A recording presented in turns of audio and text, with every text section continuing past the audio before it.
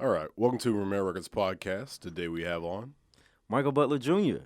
Awesome. How's it going, man? Man, it's going good, man. Thanks for having me, man. It's good to have you on. Yeah. So, I think, I found you from the Facebook. Yeah, you found me on the Facebook group. Yeah, that was crazy. Yeah.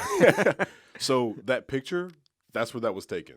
Okay. Oh, yeah, okay. so it was a black background. Yeah. And then what I did was, I've got those GVM lights. Yeah. So, what I did was I had one about right there, and then I had another one about right there from the door. Okay. And, I don't know photography. I can help you out with that, man. Yeah. So what happened It didn't look bad, though. Yeah. It didn't look bad. So everybody was saying the subject, and like they were talking about me, but I was like, I didn't take the photo. I was the person. Right. Rachel actually took the photo. Okay. So we use I've got an A7S3. I'm not S3, A7 III. Okay, I got one of those. And an S3. We've got the 24-70 Sigma. Okay, good So lens. I didn't tell her that she should probably use that at 70. She was probably using it like 24 or like 30. So everybody was like, you should be more zoomed in. I was like, okay. But it wasn't bad. It wasn't bad. It wasn't terrible. It wasn't terrible. Yeah. It wasn't horrible. Yeah. Like, I've seen far worse. So it wasn't bad. Yeah. Quick tip. All right, when you're going to use lights, have the lights as close as possible. Okay. The closer the lights are to you, the softer the light is. I know that sounds weird. That is weird. I didn't know that. So the further away light is from you, the harsher it is on you. Oh, wow. Yeah, I know. It seems like, further away, it's lighter. You know, it has to travel further. No, it's harsher. But when Is that like sunlight? Yeah, so sunlight is really harsh. Because the sun's hella far away. It's amazingly far away. So in photography, if having the light as close as possible will give you the softest light. That's crazy. I know, it's so weird. Wow. Yeah, that's the key. Most people put the lights like on the other side of the room, thinking it's enough. But but the way cameras read things, it needs a lot of light. Okay. Yeah. To have the cleanest image. So close, soft. Wow. That's how it works. I did not know that. Yeah, it's so weird. Okay. Like, you want to have the light like as close to you as possible and be out of the frame of the camera. Wow. Yeah, That's just wild. like audio. Just like audio. Oh, Same yeah, way. true. Same way. That's You don't want crazy. to get. It's literally the same thing. Yeah. The same way. And I try to tell people, I'm like, even if you don't know what you're doing and you want to do something in life, just do it. Just do it. Because eventually, whatever you're doing, not only will you figure it out, but it's going to help you with something else. Right. Everything's fluid. Yeah. Everything is fluid. I like that you said that, because everything I know about photography, I learned on my own. I've never been to a class. I've never been to film school. I just went to YouTube. Nice. That's it. I love Everything that. I know is from YouTube and just taking millions of pictures that sucked. That's it. And then correcting them over time. Trying to. So how long have you been doing it? All right, so I bought my first camera. Well, let's go with that, and then professionally. Okay, so I bought my first camera this is 2021, so I bought my first camera in 2017. My first ever camera. Cool. Yeah, so it's a weird story. So I got divorced, right? And so I was kind of moping around. I moved back in with my parents, and I was just kind of moping around. My dad was like, "You should get out." I'm like, it's like trying to get me at the house. Just a thought. You should get out and do things. And I'm like, I don't want to do anything. Like, I just want to lay here. He's like, you should get out. So I started going out, and I love food. And so I started like taking pictures of my food and put it on Facebook, just randomly. Like, hey, I went to this restaurant. So people were like, hey, man, you should write a blog. I'm like, what the hell is a blog? No clue. I was so out of touch at this point. Yeah. And so they were like, oh, it's this thing, you write things. I'm like, okay, I guess I can do that. And so I've always been a writer my entire life. So I was like, okay, I can do that. So I'm writing things, and this is where I went. It's great, yada-da, taking these pictures. But then I started noticing these pictures are really crappy. Like, this is like iPhone 5 days. So this is real bad photography. Yeah. So my dad was like, just get a camera. I was like, I don't know. I was like, I don't know how to use a camera. He's like, but you're an engineer. I'm an engineer. He's like, you can figure it out. I'm like, yeah, I guess I can figure it out. So I bought this camera for like $200. Crappy camera. I bought it, and it's like the Fuji film, like the plastic looking. Right. It was this. What? It was a Sony. It was a Sony. Oh, okay. It was a Sony A300. Oh, wow. Like, I don't think anybody's ever heard of it. Yeah, I've never heard of that. I never even heard of it. That's crazy. The only reason I got it because it was cheaper than a Canon. And I was like broke at the time. I was I got like $200, and I saw it on Craigslist, and I bought it, and I taught myself how to use it. That's pretty much it. My parents and my family hated me because I always had a camera with me and in their face, taking pictures of everything, and I thought they were great, but they were horrible. And that was it, man. I used that camera for about 8 months, and then I bought an actual decent camera. And that's when I got a call from Philip Ashley to do a gig. Who's Philip? His name is Philip Ashley. So he's like, they call him the Willy Wonka of Memphis. So he's a chocolatier. Okay. Like it's like a thing. Like he's like went off to these gourmet chocolate schools or whatever. And so he makes all this crazy chocolate here in Memphis. And he was doing the first event at the Guest House of Graceland. He has a masquerade ball. And this is the first time they were having it at the Guest House. It was their first event. And so he reached out to me on Facebook. He's like, hey, I saw your pictures. They seem pretty cool. I got an event. I'm like, okay. I was like, look, I don't really know anything about cameras. You know, he was like, great, because I need you to donate your services. I'm like, that's about perfect, because if I mess up, it's not. You can't be mad. It can't be mad at me, you know. So your own fault. It's on you. So I went, man, and I shot it, and the photos were good, I guess. And I started taking all the guest house pictures after that. That's awesome. And that's where I came from, man. That's crazy. Self-taught, man. So after that, like, what was the next step? All right, so after that, were you kind of like, oh crap? I was like, I'm in the door. Yeah, I'm like, okay, this is weird, because I didn't get it to do that. Yeah. You know, I just got it because my pictures was terrible, and I wanted to take better pictures. So of food, and so from there, you know, Guest House reached out to me. They wanted to use photos. Then they wanted me to take pictures of the hotel. I'm like, okay, I got to go to YouTube and figure out how to take like pictures of rooms and things. Yeah. So from there, I started working at that was I Love Memphis. Yeah, so I started doing food reviews there. So for them, and yeah, man.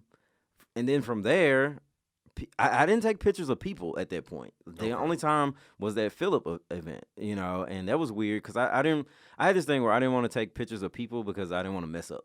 Because if I mess your face up, it's like, you know. Yeah. So I would just take pictures. The food of things. Can be upset with you. Yeah, you know, it's just food. Like, it's just food. Yeah. So from there, I started taking pictures of people, and that was going okay.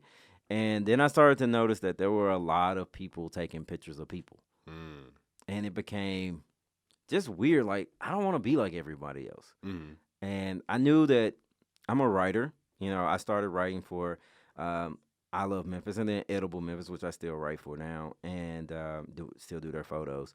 And so I said, I want to do film. I want to make a movie. And here we are, man. Okay, so you won an award for what? So I won Indie Memphis Best Film Hometowner Award. Okay. So it was a jury selection. So they judged my film. Okay. And it was just on a whim. Like, I'm still weirded out that I won it. Yeah. Because it was just a weird thing. Like, I knew I wanted to make film, but I never wanted to, like, oh, man, you know, be that guy. Like, hey, let's make a film and let's go into film festivals. And when it was just like, it was kind of like, I just want to do something different than what everyone else is doing. Yeah. And so I shot the film. It was me and my buddy Alex, who's on all my productions. Alex is my go-to guy. And I was like, hey, COVID was just starting to happen. This was in February or March. It was March. This is when we first got our 2-week stay-at-home orders. So it's like the anniversary today. Oh, yeah. I think so. Yeah. I think this is like the anniversary of that. So it started then. So there was no one in the streets. I'm like, hey, Alex, I want to shoot a film. He's like, okay. I'm like, meet me at 3:00 in the morning at Bill Street Landing. And he's like, what? Oh my God. I'm like, yeah, man, 3:00 in the morning. He's like, dude, 3:00 in the morning. I'm like, 3:00 in the morning. So I hit up my guy, Dontario. He's a rollerblader. Okay. And I'm like, dude, I got this idea, but you gotta be up at 3 in the morning. He had to be at work at 7 that morning. And I told him the idea. He's like, all right, Mike, I'm with it. And so we met up. We were literally the only people on the street because we weren't even supposed to be out. Yeah. Because there were cops everywhere. And we got approached, and I just told them, like, hey, look, I'm filming this movie about COVID and yada yada. And they were like, oh, okay, cool, put us in. I'm like, oh, okay, cool. Oh, snap. But I didn't put them in. So, you gotta play the game sometimes. Oh, man, that's funny. So we shot it. I edited it, put it together, and I just put it out on Facebook, just like, hey, here you go. And so the people over at Indie Memphis reached out. I had already had a music video in Indie Memphis that just got showcased. And so they were like, hey, you should put that in. I was like, all right, I'll put it in, just for whatever. I'll put it in. So I put it in, and I kind of left it like, whatever. I'm not gonna win because I saw all the directors that were in it. These local guys that are amazing. Shout out to Justin Harrison. I don't know if you can see this, but Justin Harrison, amazing filmmaker. And so I'm thinking, man, I'm not gonna win this, man. I'm not gonna win this. Yeah. So I was at work, and I work at the hospital, and so I'm in the ICU, and they were like, "Hey, Mike, you gonna get on the Zoom call? We got the awards today." I'm like, "Yeah, I'll get on." I'm not gonna get on because I'm not gonna win. Yeah. So they were like, "Yeah, you should come and support." I'm like, "Yeah, okay, I'll go and support. I don't want to be that guy that doesn't support other artists." Yeah. So I missed when I was supposed to be on because I was working, and so they kept calling, like, "Hey, Mike, you should get on the Zoom." I'm like, "Okay." They really want me to get on the Zoom, so I get on. I'm in the ICU. I'm talking to these nurses, and so they were like, "All right, and for best film for Hometowner." And I'm like, hey, this is that category, y'all. And they were like, and the winner is Empty. I was like, man, that sounds like my film. It's like I had a film named Empty. And so they were like, Michael Butler Jr. And I'm like, okay. Sounds like my name. Yeah, and I'm not even, it's still not registering that I won until, I got the phone in my hand, and then all of a sudden my screen says recording, and they're like recording my reaction. Oh, and snap. I don't have an acceptance speech. I don't have anything ready. Yeah. I'm just winging it, man. I'm just going for it. And then the next day, I'm in the Memphis Flyer, and they're talking about my acceptance speech. That's crazy. Talking about and they were saying Indie Memphis Awards came out, and the person who was the most excited was Michael Butler Jr., who kept saying, "Oh my God, I won." That's awesome. So yeah, that's it's been a weird ride of how I got to where I am. Yeah. Because I never came in with these aspirations. I just kind of wanted to I don't know, it's just like a hobby. Yeah, yeah. That's turned into a profession. Which you never mentioned money, like this whole time you've talked about. Yeah, it's never been about money. Yeah. I mean, I like money. I like to get paid. Yeah. Like anybody, but I didn't get into it for money, and I think that has given me a little bit of peace in a way of I'm just also that I work, so that gives me, I'm not chasing it. Yeah, there are a lot of creatives that's their only gig, so they do things for a little cheaper than they normally would, or they have to chase it. And I don't advertise. I don't hound anybody about doing anything. I set the price. This is how much it costs. If you don't like it or not, this is what it is, and I'm okay. And I like to be able to say, nah, I don't want to do that project. A lot of creatives don't get a chance to do that. Yeah. So, it's never about money. It's even to this day, it's not about money. Yeah. I think once you do it strictly for money, it loses its fun value. Yeah. And it's fun right now. Yeah. It's still fun. And I feel that way about my podcast. Like, there's been people, most of the time, I'd say 90% of the time, I'm asking people to come on the podcast. Yeah. And then there have been some times where people have asked me to come on the podcast. Yeah.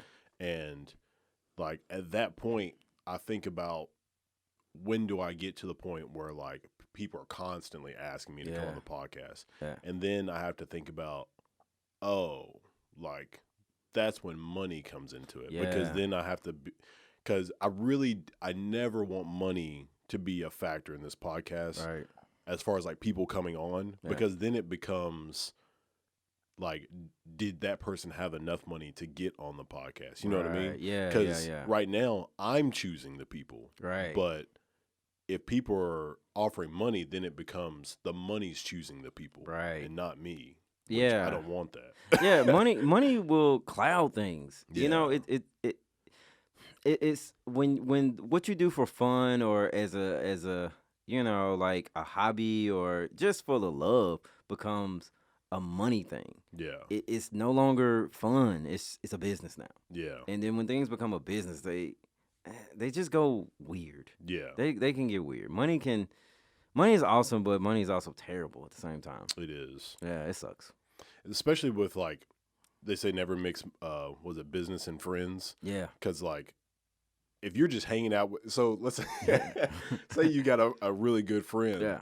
And they're like, hey man, we should like shoot a movie together sometime. Right. And then now it's like, oh yeah, I do this for money. Yeah. So now it's like, ugh. Yeah, and see, I have to balance that sometimes because so I started a production company last year. We're small. It's just me and my dog. My dog's the Is your Instagram name the name of the company? No, so I have. Well, yes, I have two Instagrams. Oh, so okay. my underscore, which I hate the underscore ONE901 was my photography page. Oh, but it's kind of morphed into my life. Yeah. Instead of just photography, because Yeah. I'm more than just pictures.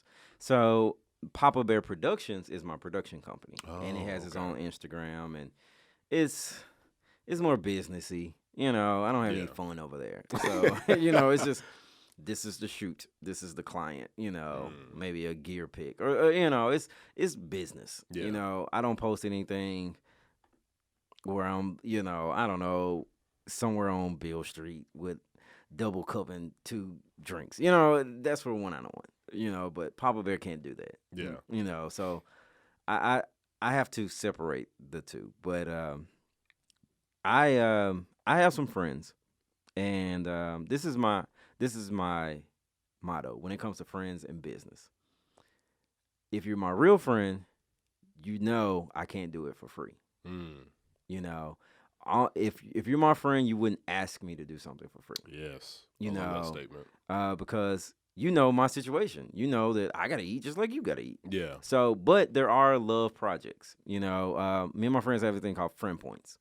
So my buddy Alex calls and says, "Hey, I need to cash in some friend points."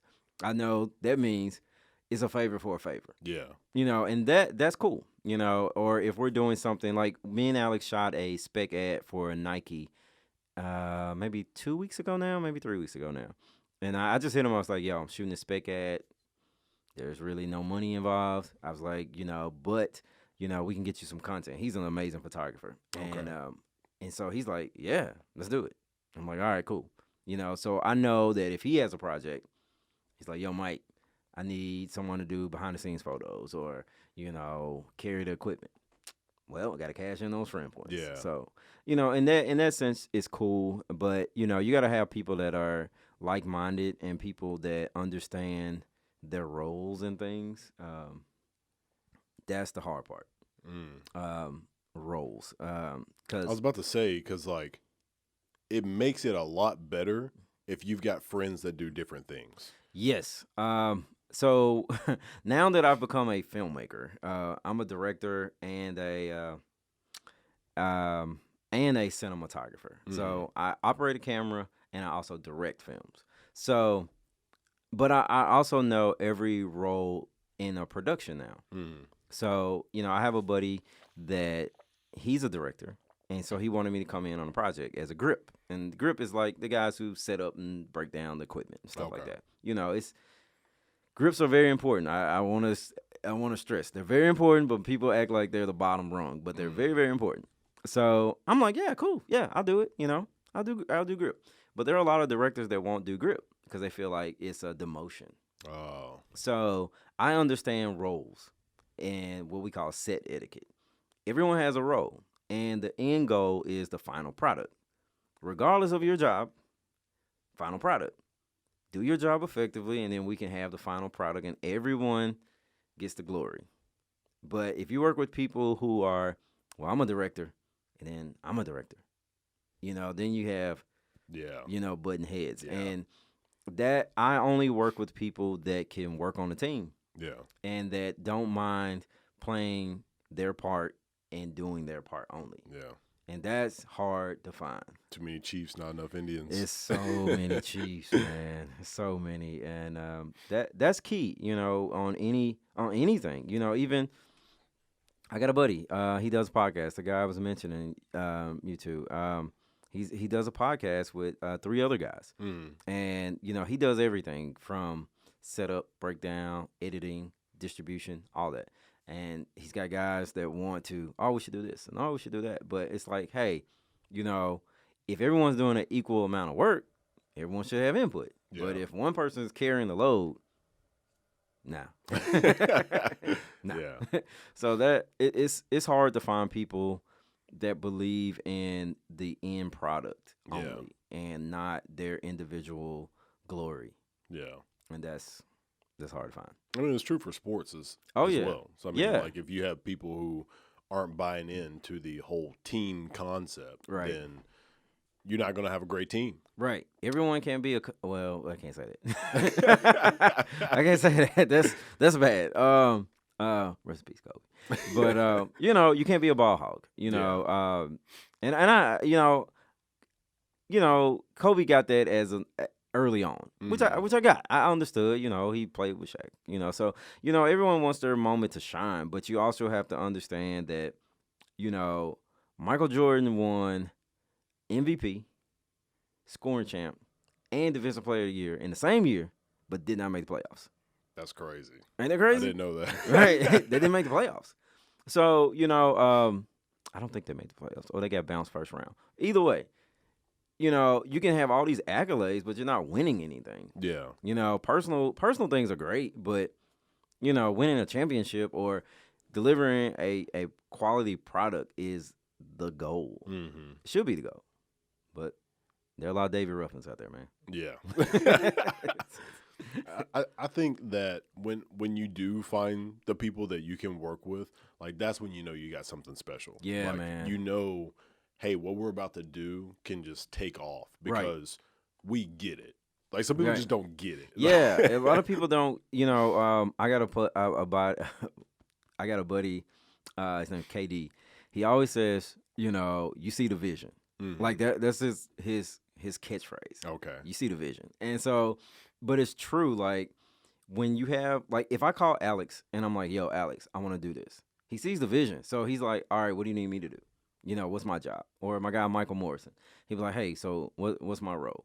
And when you get that group, it's just you make way better stuff. Because everybody's doing their job. They're buying in. Yeah, and when I first started doing photography and even videography, I was doing everything by myself, and I never really got anything accomplished because it was, once you wear so many hats, you're a master, a jack of all trades, but a master of none. Yeah. I did all these things, but I wasn't doing all of them really well. Yeah. So once I bought into, okay, you got to get a team because you just got to get a team. Spike Lee doesn't make movies by himself. Yeah. So he don't even operate a camera, which most people don't know. But so so I got a team. I got Alex and I got Mike and I got KD and I got my dog. He's the mascot. And then my daughter, she's 13, so she's an assistant. So once I started building this little team, I started to see the production value go up. Mm-hmm. Everything went up, and also it made it easier on me, and we could attract a bigger client. Because now, not only are we putting out consistent work, we're putting out quality work. Yeah. And that's the key. Yeah. So, yeah. I've started thinking about that. One of my friends, he does photography and stuff like that, and he was like, "Man, you gotta learn how to delegate." Yeah, it's hard, man. Yeah. Cause it's your baby. Yeah. You know, it's your baby, and you don't. No one loves your stuff as much as you do. Yeah. Nobody. and that's the hard part about it is delegating and trusting other people to do it. Oh yeah. You know, because we all feel like we can do it better than anybody else. Yes. But, you know, you might still be able to do it better than the next person, but it helps you. Yeah. You know, if you can, even if they don't do it, you know, if you edit your podcast and you get someone else to edit it for you, right? They might not edit it like you, but at least you don't have to go from start to finish. You can go from like halfway, and it saves you a little time, a little headache. So having a team is important. It took me a long time to realize. Like, it took me forever to get an assistant. And I got an assistant because I couldn't keep up with the calendar. Okay. And, you know, I thought, like, yeah, I'll put you on the calendar. You know, someone like, oh, I want to do a photo shoot. I'm like, yeah, we'll do it on Wednesday. Cool. And then Wednesday comes around. Oh, I forgot. You know. Dang. And so I was like, oh, yeah, I gotta get someone to do this. And I found someone. Shout out Brandy. And she's still my assistant to this day. So I hired Brandy, and man, everything got better. Yeah. You know, all my things are on. I don't have to ask people like, what are you wearing? You know, where do you want to shoot at? What's your concept? What's, you know, how many images are you expecting to be delivered? You know, she does all that. So I focus on my thing, like shooting, the lens, and things like that. And she handles that. And when I finish and I edit, I hand them to her, and she delivers. And so it just takes.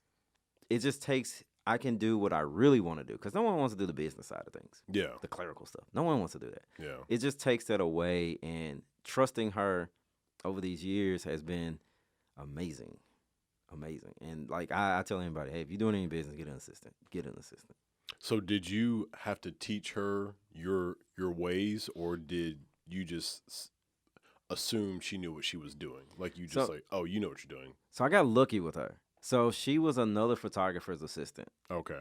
Prior, and he kind of, I don't know, I think he just kind of stopped for a minute, and he didn't need an assistant anymore. Oh, okay. And so me and him were friends, and so he was like, hey, you know, I heard you need an assistant. I'm like, yeah, I think I put a Facebook post out, and he was like, yo, you should reach out to Brandy. And so she knew a lot of things, but then she taught me a lot of things about how to streamline things.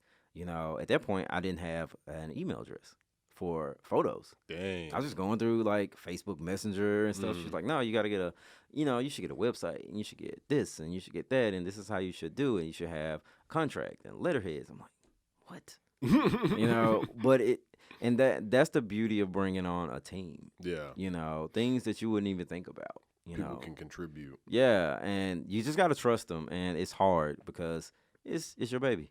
Yeah. It's your baby. I've learned a good bit from so I had a guy on, Ryan Olson, and he's an audio engineer. Okay.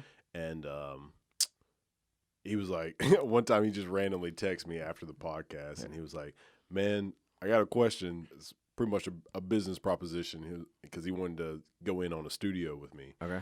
And so now we've been getting together. I take a lot of his photos, and he puts them on his Instagram, and he's taught me a good bit about stuff that I was like, man, that's pretty crazy, because I didn't think the way that he was thinking. Right. And then, you know, I've taught him stuff as well, but the great thing again about the whole like roles thing, like I do all my own stuff with audio engineer. Like, I know how to record, mix my own stuff and everything, but I'm starting to let him do my stuff because he thinks differently than I do. Right. And he might be better than me in engineering and stuff. Yeah.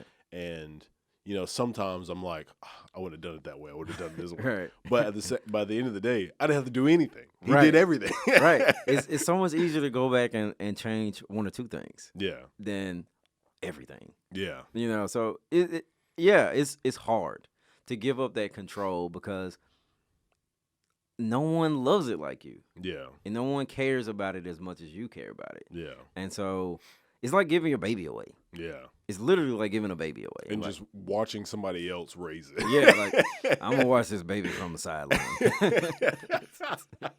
Thank you. Yeah.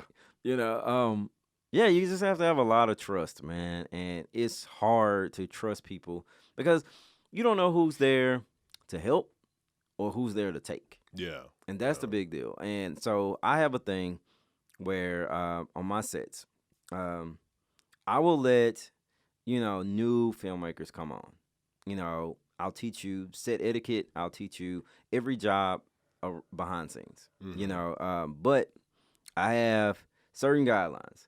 Like, I feel like if you've directed a film already, you can't be on my set. You can't be on my set. Now, if you're someone that's, you're learning, you're trying to do things like you're trying to learn the business, you're trying to learn how to be a better filmmaker, I'll bring you on. But if you already directed a couple films, no, because I feel like you should know certain things. Now we can do a one-on-one, but I can't bring you on set. Okay. But we can do a one-on-one, we can do a consultation, we can meet up, we can have a drink, all those cool things. But I can't bring you on set. Okay. So that's been my big thing. And with photographers, if I tell people, especially new guys, they always, they'll reach out. I'm like, hey, can I, hang out with you? We go take photos or teach me some things. Yeah, I can. But I tell people, if you just got started, don't charge people. Just learn. Yeah. Learn. Don't tell people you're a photographer and you just bought a camera 2 days ago. And because you're always judged on your worst work. Okay. You're always going to be judged on that. And I didn't charge anybody for like a year. Oh, wow. Because I wanted to learn how to use a camera. And then it wasn't about money. So I feel if you've already been charging people and doing photo shoots, well, go ahead. Do you. Continue. Yeah, continue doing that. Because I know at that point, either you're here to kind of take what I do, or I don't know. Like, I don't know. It's not really a competition thing because I don't compete with anybody. It's just I feel that if you put yourself out there as this professional, then there's not much we can do other than meet on a professional business lunch. Yeah. I can't teach you if you're already a pro. Yeah. Yeah. And I wouldn't go to a pro and say, hey, teach me what you know. I would say, hey, I like what you do. If you need any help in grip, I'll do grip. Or hey, I'll be your assistant for the day or whatever. Do you feel like you're stealing their time? I feel like if you, I guess in a sense it could be stealing time. Like if I come to you and ask you, hey, could you? I don't know anything about engineering, but I would like to help you. I don't know, break down your setup or set it up. I wouldn't charge. I wouldn't want to be paid for that because I'll be learning in the process. Yeah. So for that, I don't think I'm stealing time, but I guess I could be stealing time at that point. I don't know. No, I don't think that's stealing time because you're learning something. Yeah. You're going to be learning something. But if I was like, if I had a podcast that was in competition with your podcast, and then I say, hey, I want to come in, on your podcast and help you do XYZ, you would be like, oh, that's what I meant. Yeah. I meant by, do you feel that's like stealing the time? Yeah. So if like some great photographer, was trying to learn from you, yeah. you feel like that's the stealing the time? Yeah, it's like, okay. Yeah, it's like, okay, you could be doing your own thing, and I could be helping someone who really needs the help. Yeah. At that point, it's more like, are you just trying to see what I do?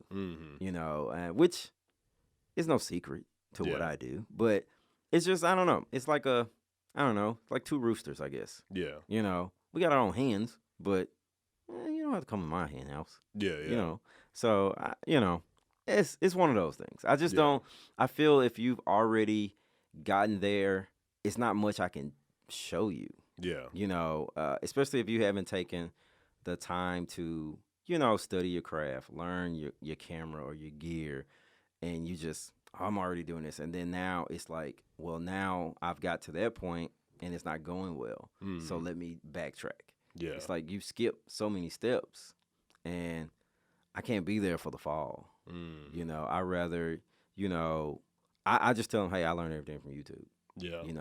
Pick something, go with that. I'll give you pointers, but I can't bring you on. Yeah. But from afar, yeah. But I can't bring you on. So who's your YouTube people? Oh man, it used to be like Peter McKinnon, Yeah. Matty Hippoja. Those guys are great. I haven't heard of Matty. Matty's really cool. He's another Canadian guy. It's like all the YouTube guys are like Canadian now, the big guys. Who's the guy that's with for real? Yeah. Like all of them are like Canadian. Who's the guy that's always with Peter? I can't think of his name. Blonde hair? I think so, yeah. That's Matty. That's Matty? Yeah, the Matty Hippoja. Yeah, he's got his own YouTube now too. They like went to a lake together. Yeah. Shoot, what's the name of that lake? I can't remember. But that one was pretty funny. Yeah. And but they've done a good bit of videos and stuff together. And I wish I look at them like Atlanta rappers. They all stick together. Yeah. All the Canadian YouTubers are like friends. Yeah. And it's so weird. I like that. I think it's because they all have their own thing, but they can work together. Like I love collabing with people. Yeah. But it's the teaching part that's weird to me. But we can collab any day. Like if it's a project, yeah, let's do it. But I kind of strayed away from those guys because they're like big in YouTube. So now it's more like, hey, this camera's great, and then the next week, but this camera's greater. It's like, but I just bought this camera, man, because you told me about this camera. And now you're telling me this camera's crap. Oh man. So they're at their point, which hey, get your bread, but they're at that point where it's like, they got Canon and Sony and Nikon and Red. Yeah. Like tell them like, yo, hey, we'll give you this free camera. You tell everybody it's cool. And they're like, yeah, this camera's cool. And because, it didn't hit me until I'm sitting there watching the guy who's with Peter a lot, and he's like this filmmaker in Canada, and I'm like, this dude's awesome. All his work is awesome. And so he gets the Sony that I bought, the Sony A7S III, which I absolutely love. And so he gets it. He's like, oh, it's the best camera you can get. Okay, cool. But then he puts out some footage, and it's terrible. He didn't even know how to use it. He didn't know how to use it. And I'm like, but you shoot like big stuff. And you can't use this camera. And he's like asking for tips. I'm like, and then he goes back like a couple weeks later.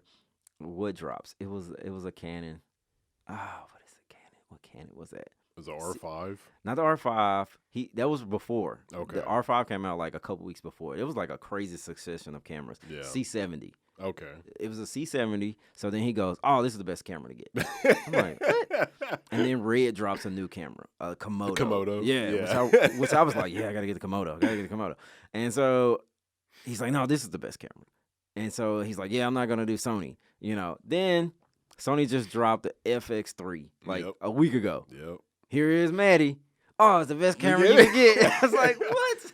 So apparently the FX3 is an A7S III. Yeah. Everybody said it's basic. And so one of my favorite people, another Canadian, Gerald Undone. I love Gerald. So Gerald seems like your ideal person because Gerald seems like the type of person, even though he's starting to, he's trending now. Yeah. It's like he's still a guy that's figuring it out. You know what I mean? He seems more raw. He seems real. Yeah. And he does his homework. Yeah. And I think that's really what I like about it. It's not about the cool factor with him. Yeah. It's like, these are the specs. These are the facts. These are the facts. These are the facts based on these tests. Yeah. This is it. Get what you want. Yeah. So I do like him. He doesn't push anything on me but story blocks, and that's okay with me. Yeah. I'm okay with story blocks. Him and I don't know if you're big into computer stuff as well. A little bit. But what is this guy's name? I think his name is, I think it starts with an M. It's gonna kill me. But he does a lot of Apple stuff. It's Marquise, the MK guy? No, not MKBHD. Okay. This is a white guy and he's Canadian. They're all Canadian. I can't think of his name. What's going on? I'm in Canada. He actually I just recently watched one of his videos. I'm gonna look that up right quick. But I'm trying to think who else do I like. I like YC. yeah, I like him a lot. Awesome. He's really dope. There's another guy that I watch a lot. He's not Canadian. He's English. I can't think of his name. No, he's Australian. He's Australian. He's really cool. I literally just watched one of his videos. I hate when I can't think of somebody's name. But it's like I watch these people every day. Yeah, it bothers me so bad. I watch these people like every day. And I like Mark Boone. Mark Boone. Yeah, he's a filmmaker. He's amazing, man. He's like the best. I just watched this video today. Where is this? You got to go to the library and then history. Yeah, I'm in my history scrolling through, and I'm so confused on where this. Oh, here it is. Max Tech. Max Tech. Well, actually, that's his tech page. Hold on, let me see if I can find him. He's got another. I think I follow him. He's got two different. Oh yeah, I like him. Yeah, you know what I'm talking about? Yeah, I like him. Okay, I love his stuff because he's kind of like Gerald. Yeah, he is. He's like, these are the facts. Yeah, he's really good. People give him a lot of crap. Really? Yeah, because he's real. You know, he's not going to tell you. He tells you exactly. Yo, this is how fast this thing exports. And this is what it is. Yeah. You know, so I like him a lot. James Matthews is a guy that I like a lot. I don't think I've seen his stuff. Potato Jet. I don't think I've seen that. Oh, you'll love Potato Jet, man. Okay. He's like a crazy Hollywood filmmaker guy. He's Asian, but I think he's Canadian too, because he hung out with those guys. But he's funny. Okay. He's really funny. He'll shoot like a kid's baseball game with a $50,000 camera. He's like on that level. He built like a crazy like cinema rig gimbal thing on a Cadillac. Like it's this huge arm hanging off this Cadillac, and he's following his car around. Oh my god. He does the craziest stuff. But I like him a lot. But yeah, you gotta. I mean, these YouTube guys, they're all Canadian. Yeah. Every one of them. It's so weird. Like, where the American guys at? Yeah. Even have you ever seen Linus Tech Tips? Mm-mm. He again, that's more like computer stuff. Okay. But he's Canadian, and then he collabs with he did some collabs with iJustine. I don't think I know that. You never seen her? No. God, who else has he done some work with? I'm gonna have to look up all these people. I think Justine did a video with MKBHD. Okay. But yeah, they all they all end up working with each other eventually. Yeah, but eventually they do. Which is cool. I like it. I like the YouTube collabs. Those are really cool. Yeah. There was the guy, who was the guy everybody wanted to be like? Casey Neistat. I haven't heard of him. Yeah, he started this whole YouTube boom. Okay. This whole daily vlogging thing. Hmm. He started that years ago, man. He probably, I don't think he's on YouTube anymore. He might be back now, but he was like the biggest YouTuber ever. Like he was like next level. Dang. Yeah, he was the guy before all this stuff happened. So how do you feel about Peter is basically Canon? Yeah, he's a Canon guy. Yeah, even then you have people side. Like I think Jared's more Sony. Yeah, Sony. Yeah, Gerald. Yeah. So what do you think about? Like, do you think that that's good for people to have like? If I need Canon stuff, I go to Peter. If I need Sony stuff, I can go to Gerald. Like, you think that's good, or do you think? I mean, it's nice to have the mixture. So I'm a Sony guy. Yeah, strictly. Me too. That's it. You know, but I use everybody else's glass. Really? Okay. Yeah, because you can put any glass on Sony. Yeah, literally anything. So Sony bodies are my thing. I do have a Blackmagic camera. Mm-hmm. I'm going to buy another one, which I love Blackmagic. But Sony is my go-to for everything. Okay. And I like... So in photography, you don't have to... you really got to stick. So you really have to stick with your ecosystem. It's like Apple and Android. Yeah. You got to stick. Like, if you buy all these Sony lenses, you're pretty much stuck. Yeah. You got to stay Sony. If you go Canon, you can kind of go either way. But I like that they're kind of specialize in their own thing, but are willing to try the other side. That's cool. But everyone's got brand loyalty. Yeah. You know, this is one of those things. I know Gerald's used Canons, but you can tell like he's not like feeling it. Yeah. You know, and you can show like when Peter uses a Sony, he's not really feeling it. Yeah. So at least they try it.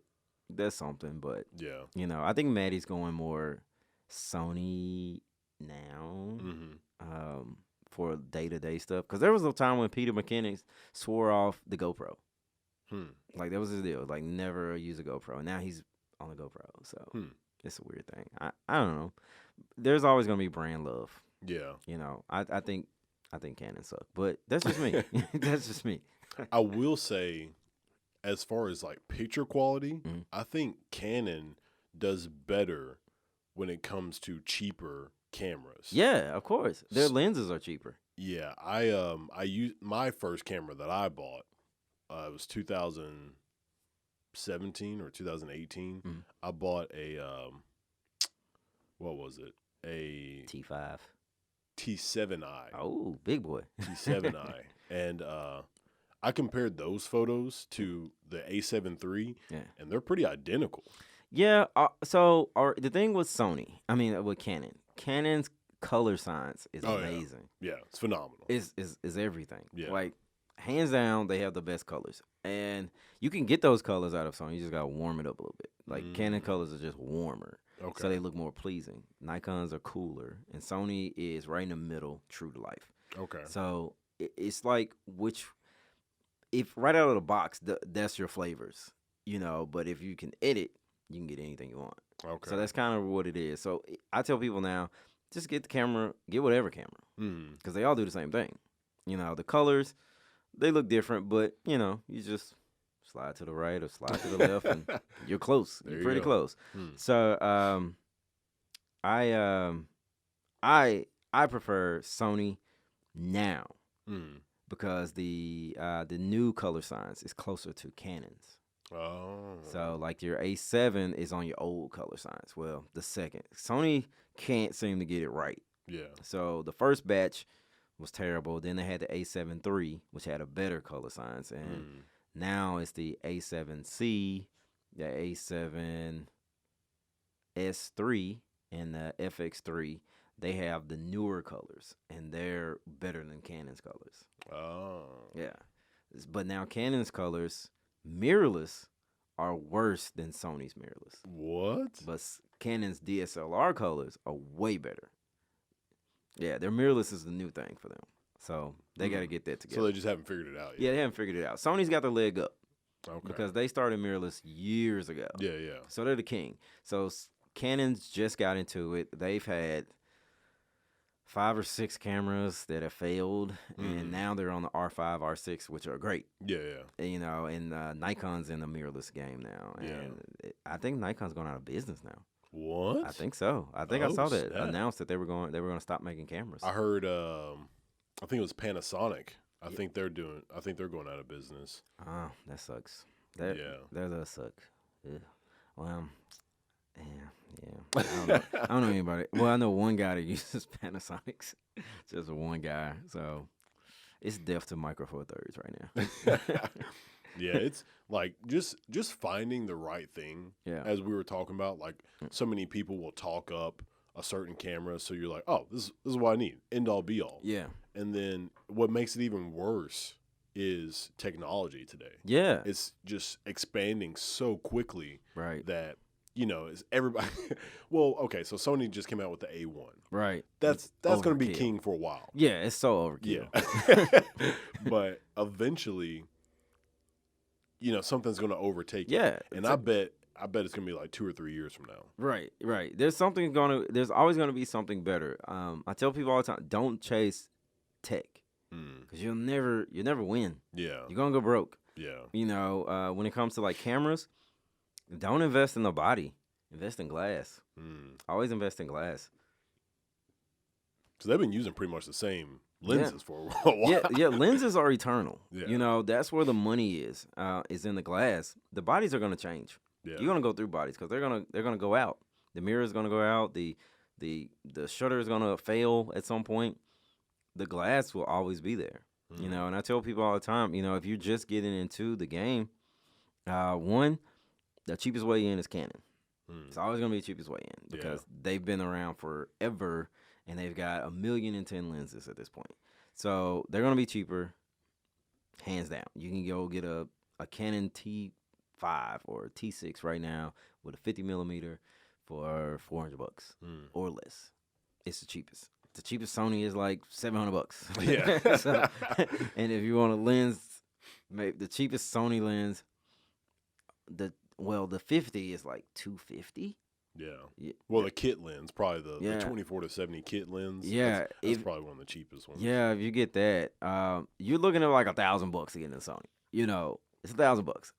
Yeah. And ain't nothing cheap after that. Yeah. You know, so after that, you know, like I tell people, you know, even if you go with a crop camera, which most people don't know the difference between crop and full frame, always buy full frame lenses, even on your crop. Yeah. Buy the full frame lenses because eventually you might go full frame. Yeah. And you don't want to have to buy all new lenses, and no one shoots crop anyway.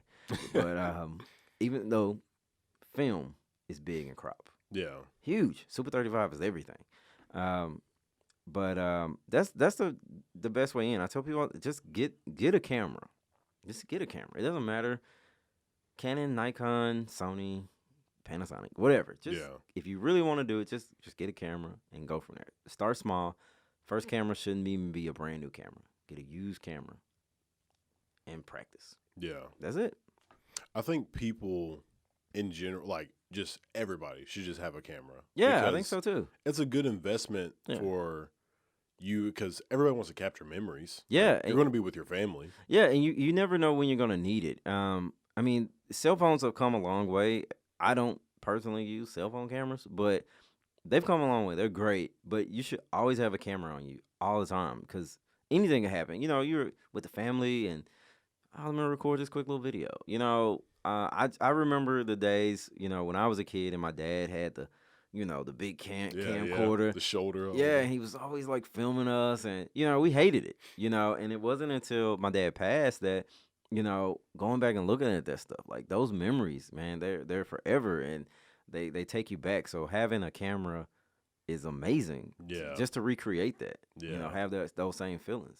You know, I love the fact that like they've got all these LUTs that you can make it look like old film and stuff like that. Yeah. But even isn't Fuji known for having like that film type? Yeah, so my buddy just bought a Fuji. I will say if anything, Fuji has the absolute best colors of any camera system. Oh, really? Any camera system. Right out of the box, Fuji is the best. Okay. Everyone wants their colors to look like Fuji's. Okay. They are the best, and they are really expensive. But Fuji is the best, and it just has this, I don't know, man. It's just something about it. It's not too sharp, you know, not too out of focus. It's just, I don't know. It takes you back to a different time of actual film, and this is on their digital cameras. It's just beautiful. I couldn't go Fuji because they don't have a full frame equivalent. Oh, okay. So that's on the same level as a A7 III, A7S III. Oh, okay. So that's why I haven't gone Fuji. I would though. So when it comes to like photography and then so scratch that question right quick. The difference between videography and cinematography. Can you expand a little bit on that? Okay. All right. So all right. It's all right. Because they're really loose definitions. They're practically the same, but they're not the same. All right, so a videographer would be someone,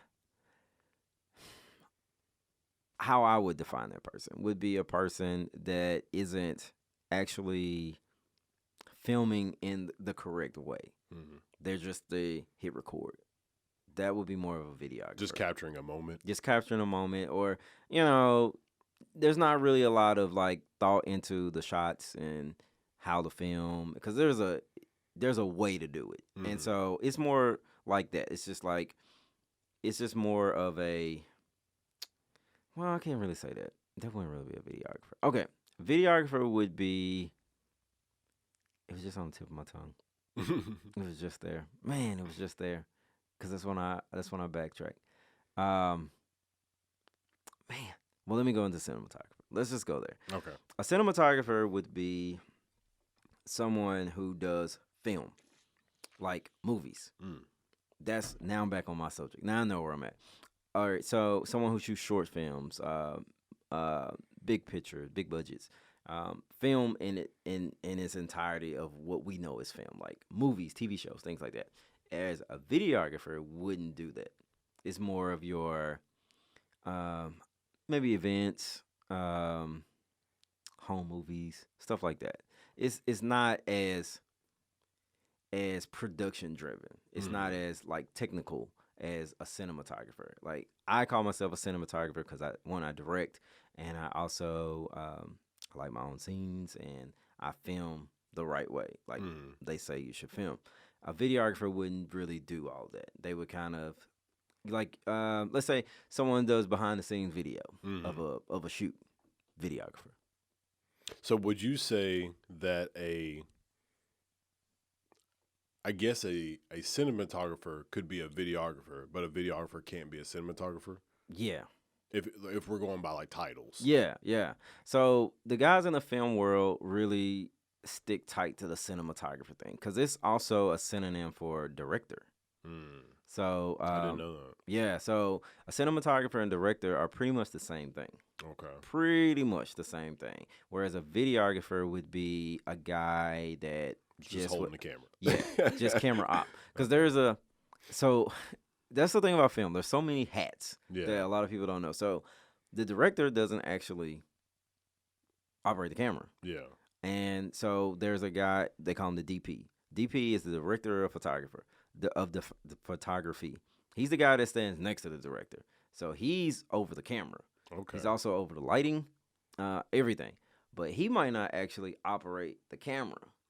So that's where a camera op is. And sometimes that's the first AC, which is a camera op. Okay. AC.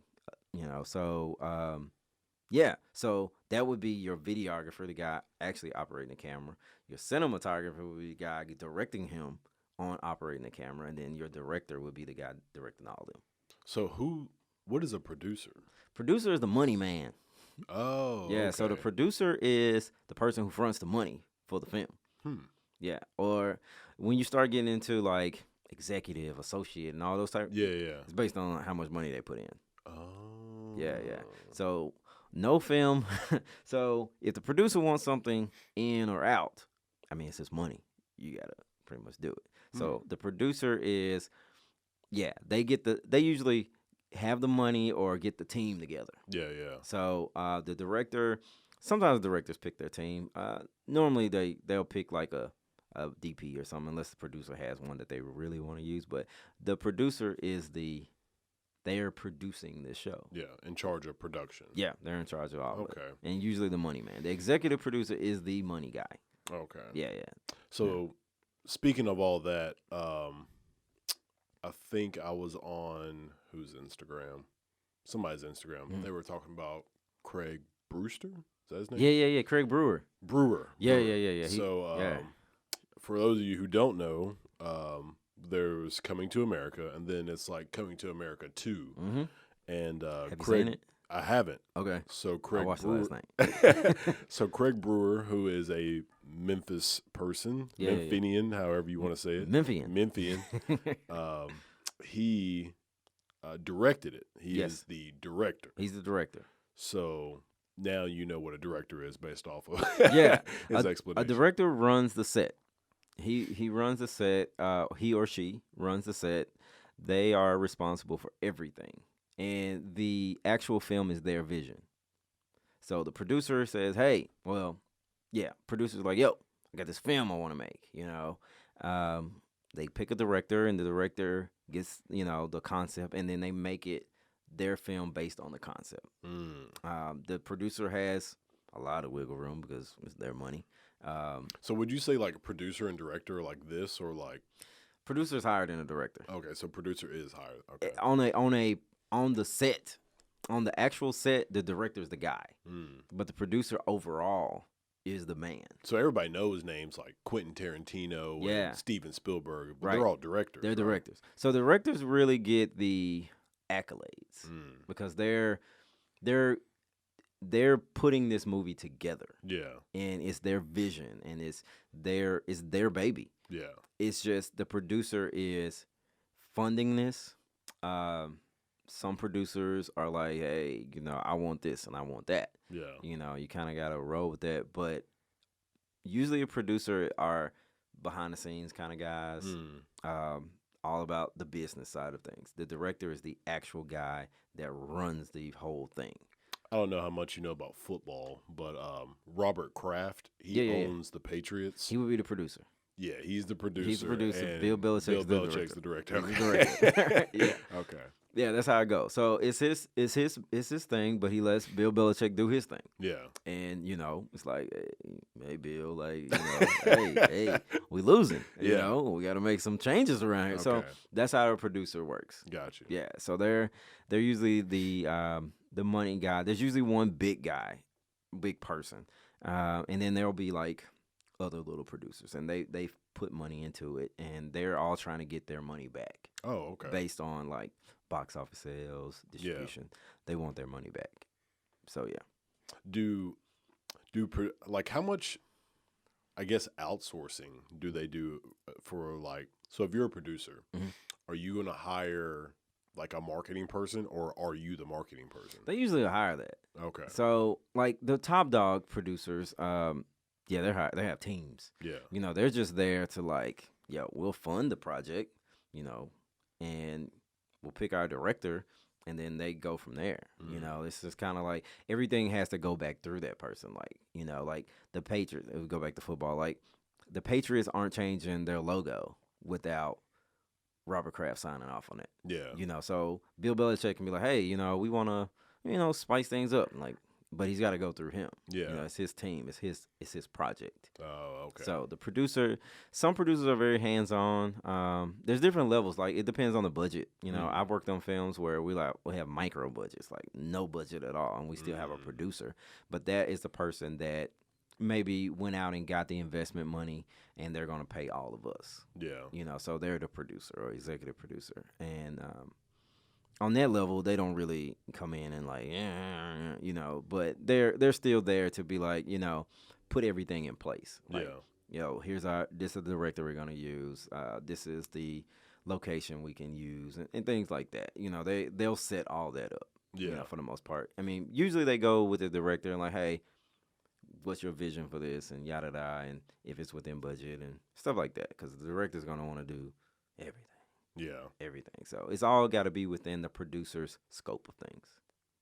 So with all the skills that you've like developed over time, when you end up like marketing yourself to somebody and you're like, hey, this is what I can do you just like, what do you end up telling them? You're like, hey, I'm a cinematographer, photographer, videographer. Like, how do you tell people? What do you do? So I'm just now starting to get into that because all my projects have been like my own projects, so I kind of run a show. But now I'm starting to, get scripts, and I'm having people like, hey, we want you to, be our DP on this project or something like that, or direct this. So now when it comes to me, when the work comes to me, I just kind of give them a reel or, show them what I do, and it kind of goes from there. If they're reaching out to me, they're probably already seen some of my work. Yeah, yeah. But if I'm pitching, like I pitched to Nike, so I have a whole spiel, like, this is what I do, this is what I can offer. Here's my, my spec ad, So how'd you get in touch with them? So with that, for that, I don't know anybody at Nike really. Yeah. So you just try to reach out to their marketing department, try to get anybody, like, hey, like a spec ad is like it's like a speculation ad. That's what it's short for. So basically, you produce something and you send it to them in hopes that they like it or even watch it and say, hey, we want to buy that, or we want you to work with us. That's crazy. Or you use it. It's like a pitch deck, or media kit. I know a lot of artists use that, media kits. It's basically saying, yo, this is what I can do for you. You know, would you like for me to do this for you? that's basically what it is. Like whoring yourself out, basically. Right. You're whoring yourself out to get work, you know. Yeah. So, you know, of course, you know, I don't think Nike's gonna look at it. I don't know. They might. But of course, you know, if you get somebody in their marketing department, they actually say something back. Yeah. And I'm like, yo, I got this video, and they're like, okay, send it, whatever. And so you've already done it and sent it to them? Yeah. You're waiting to hear back? I'm waiting to hear back. Oh, okay. Waiting to hear back. So I did get in touch with someone in their marketing department. Nice. After countless emails and bugging them on social media. Yeah. You know, I'm talking about bugging, like thirsty guy bugging. And so it was a lady, and so she was like, yeah, just send it. And I'm like, all right, cool. So I sent it, and it's been there like a week. So That's not long. No, it's not long. That's really not long. Yeah. So I wasn't expecting an immediate, you know, response or whatever. And so it's on Instagram. I put it on Instagram. It was for Black History Month, and I put it on Instagram. And then this little Black History, this nonprofit in Santa Barbara, California, reached out to me and was like, "Hey, we saw this ad, you know, the spec ad you made for Nike. And like, can we run that in our Black History Month program?" I'm like, yeah. Like, nice. I was like, well, I got to take the Nike logo out, you know. So this is not for Nike. You know? Nike, you don't have a choice now. Right. It's in this thing. You gotta put some money in. Your name's on it. Yeah. So they ran it, you know. So it's doing its job.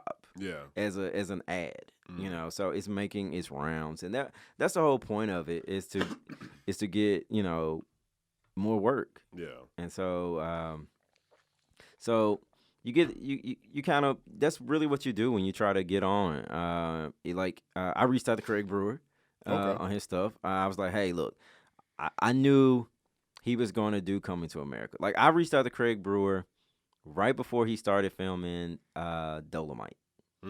And because Craig Brewer filmed Hustle and Flow. This dude is... Yeah. Okay, if you haven't seen Craig Brewer, first of all, the name Craig Brewer, like, it sounds like a white guy name. Uber white guy. He's a white guy. He is a white guy. Uber white guy. He's doing all these black movies. Yes, there's a lot of black movies. He's from Memphis, so yeah. He's a Memphian. I think he moved to Memphis early in his life, but really? But yeah, he's a Memphian. You know, once you've been here a couple years, you you in with us. You stuck with us. But that's hilarious. Yeah, I reached out to him. This was when I first got into my first indie Memphis film. I had a music video that I shot for Lil White, a rapper. Shout out Lil White. Which was a weird situation.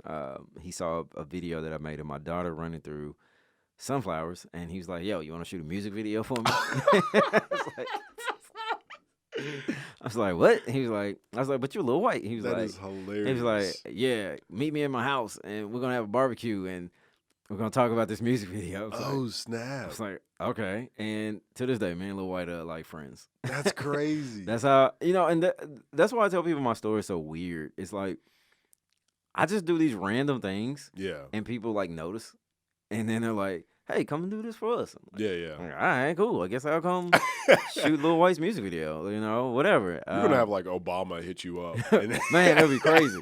Like, hey, you know, Mike, I'm playing ball the other day, and I need somebody to film me. Like, yeah, I got you. But yeah, I've, you know, and I tell people, like, my greatest skill is not operating a camera. Yeah. It's networking.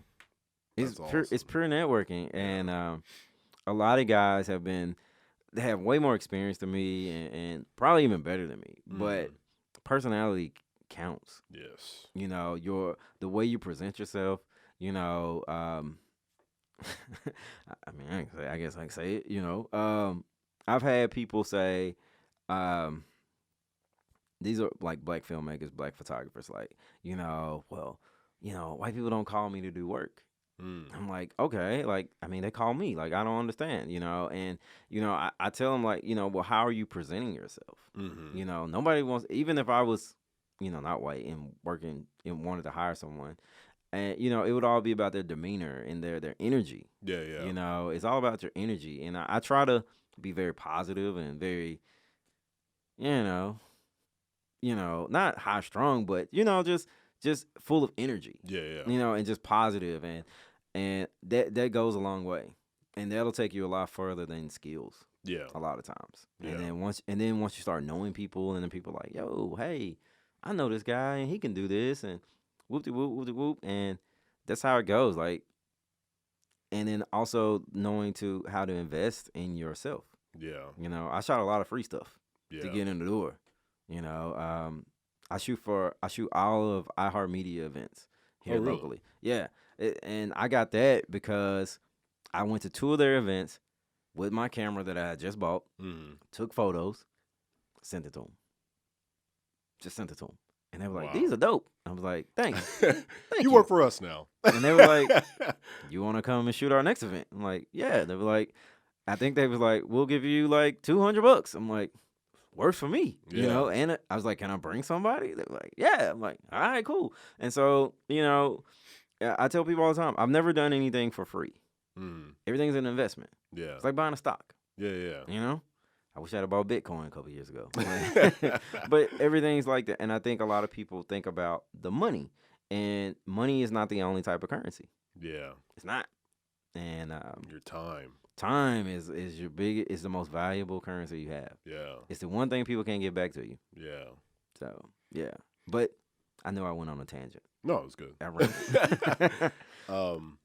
that was something that I not learned, but I guess loved about the connection I made with Tori. You know, I was telling you how. Yeah. So I brought Tori on the podcast. Who dat?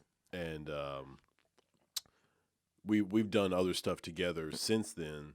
And you know, the first time I wanted to get her on a song, and the first thing I said was, "Hey, how much do you charge for like features and whatnot?" Yeah.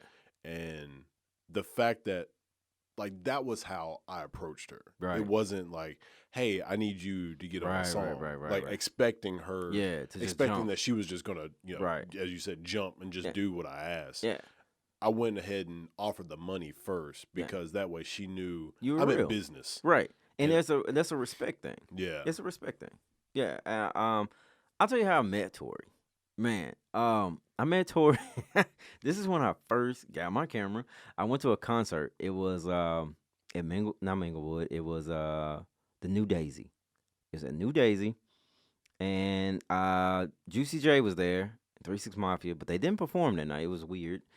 So they had an opening act. Well, opening to the opening act, and I'm like, okay. They were like, it's some girl named Tori Who Dat. Yeah. I'm like, Tori Who Dat? Who the hell is Tori Who Dat? And this was probably about like 8 years ago.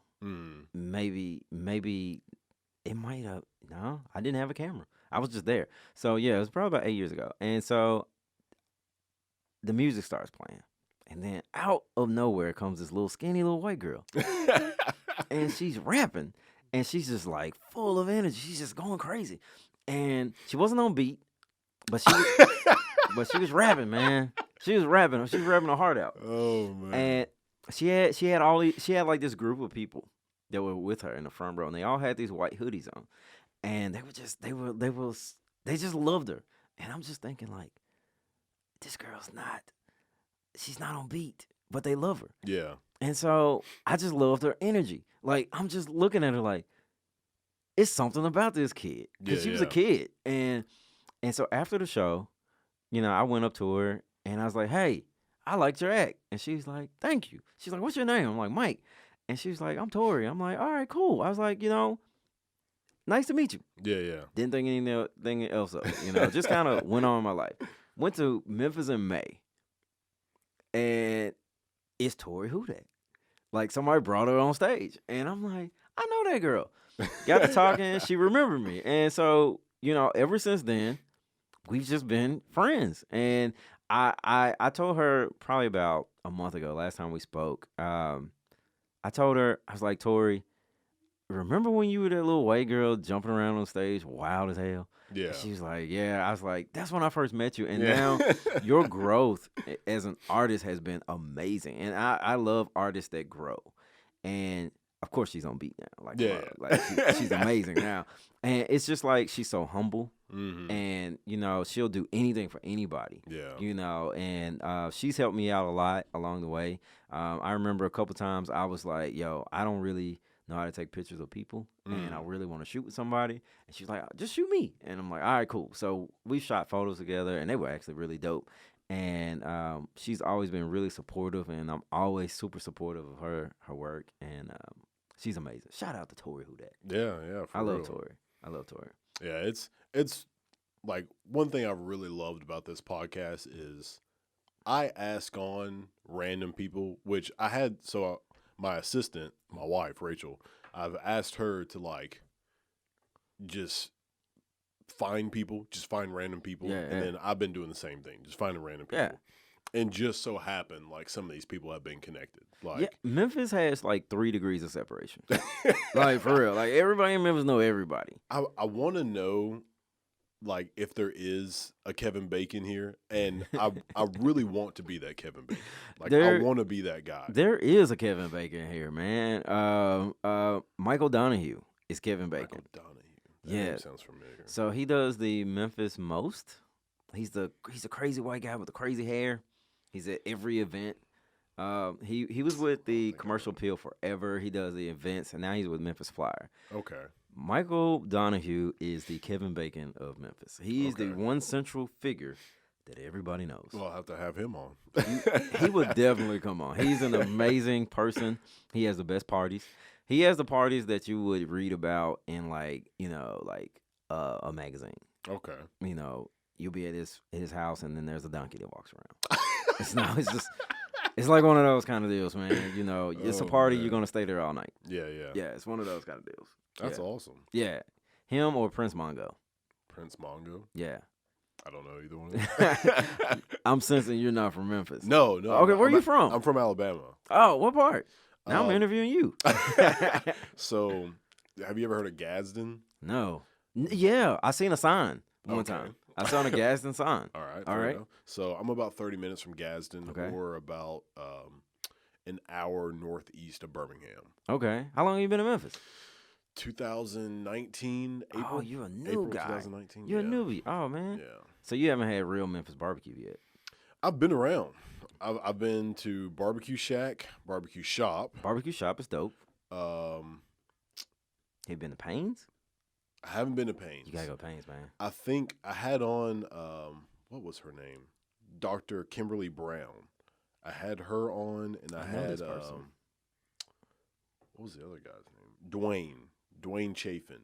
Okay. And Dwayne works like IT for, I don't know if it was like Microsoft or somebody. He works IT for somebody. Yeah. But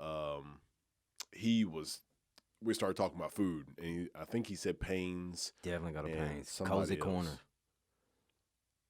Have I had Cozy Corner? No, I don't think I've had Cozy Corner. Okay, you got to go there. How comfortable are you in the hood?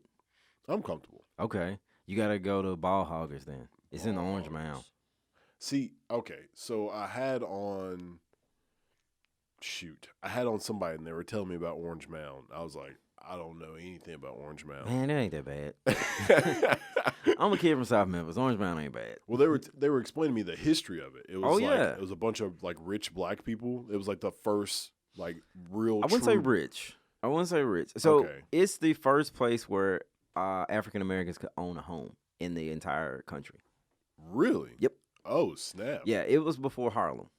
Dang. Yeah. That's wild. So it was the first place where they built like a row of housing, affordable housing for black people. Okay. It was sectioned off, and that's where black people could first buy a house in this country. Wow. Right here in Memphis, Tennessee. Tennessee. Know that. Yeah. So that's the history of Orange Mound. It's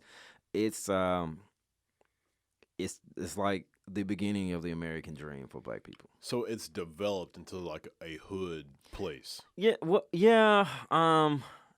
Yeah. Okay. So we all know what happened in the 80s. In the 90s. We know about crack. So in the 80s and 90s, along with the drug epidemic, which is weird that they're calling this opioid epidemic, but they didn't have a crack epidemic. But whatever. We know what that's about. Another story. Yeah, we all know what that's about. But so there's this thing in Memphis called white flight. White flight. Okay. White flight. All right, so white flight and the development of the suburbs and all the subdivisions out east. More white people started to move further out east in the city. Mm-hmm. So they started to occupy Germantown, which was traditionally black, and Collierville was all black. Yeah, these were all black farmers. Dang. Yeah, this is a long time ago. This is really cool that I know a lot about Memphis history. I'm coming here at this stage. You know yeah, what I mean? yeah. So you're here okay, so you're at our gentrification stage. Oh. Yeah. Okay. So all in downtown Memphis. Well, let's just start with Orange Mound. Black people traditionally lived in Orange Mound, downtown, South Memphis. Okay. All right. So what ended up happening was, as white people started to move further out east, black people wanted to move out east because there's this thing. I mean, I ain't woke, by the way. Like, I'm not. I'm not woke. I'm a realist. So there's these just facts. Yeah, these are just facts. There's a thing where there's black people that feel like if they live amongst white people that they've made it. Mm. You know, they feel a sense of accomplishment. And I get it. I do get it because our neighborhoods haven't always been great. Yeah. So there was this big flight out east. So it started in like your Hickory Hill. All the white people moved out to Hickory Hill. I remember my aunt lived in Hickory Hill, and she had the only house out there. This is in the 80s. And then everyone moved out to Hickory Hill, and then they started moving to Bartlett and Cordova. Like, these were like one light towns, like in the 80s. Like, Bartlett was nothing. That's crazy. There was nothing there. Even Hickory Hill, I remember there being a farm out there. I went to Ross Elementary School, which is in Hickory Hill. At that point, it wasn't Hickory Hill. It was Capelville, I believe it was. But they annexed it. But there was a farm next to our school. That's wild. There was like, this is all like farmland. So this area has exploded. Always exploded. Like 90s. It exploded. Whew. Like Bartlett and Cordova got really hot in the 90s. Yeah. And so then what happened was our great Mayor Harrington, who was he was someone. He decided to close down the projects. Okay. All the projects, this will be Foot Homes, Hurt Village, which is now Uptown. Yeah, that's not up. It's Hurst Village, and North Memphis. But so they shut all these projects down, and so then they had the whole subprime thing that was popping.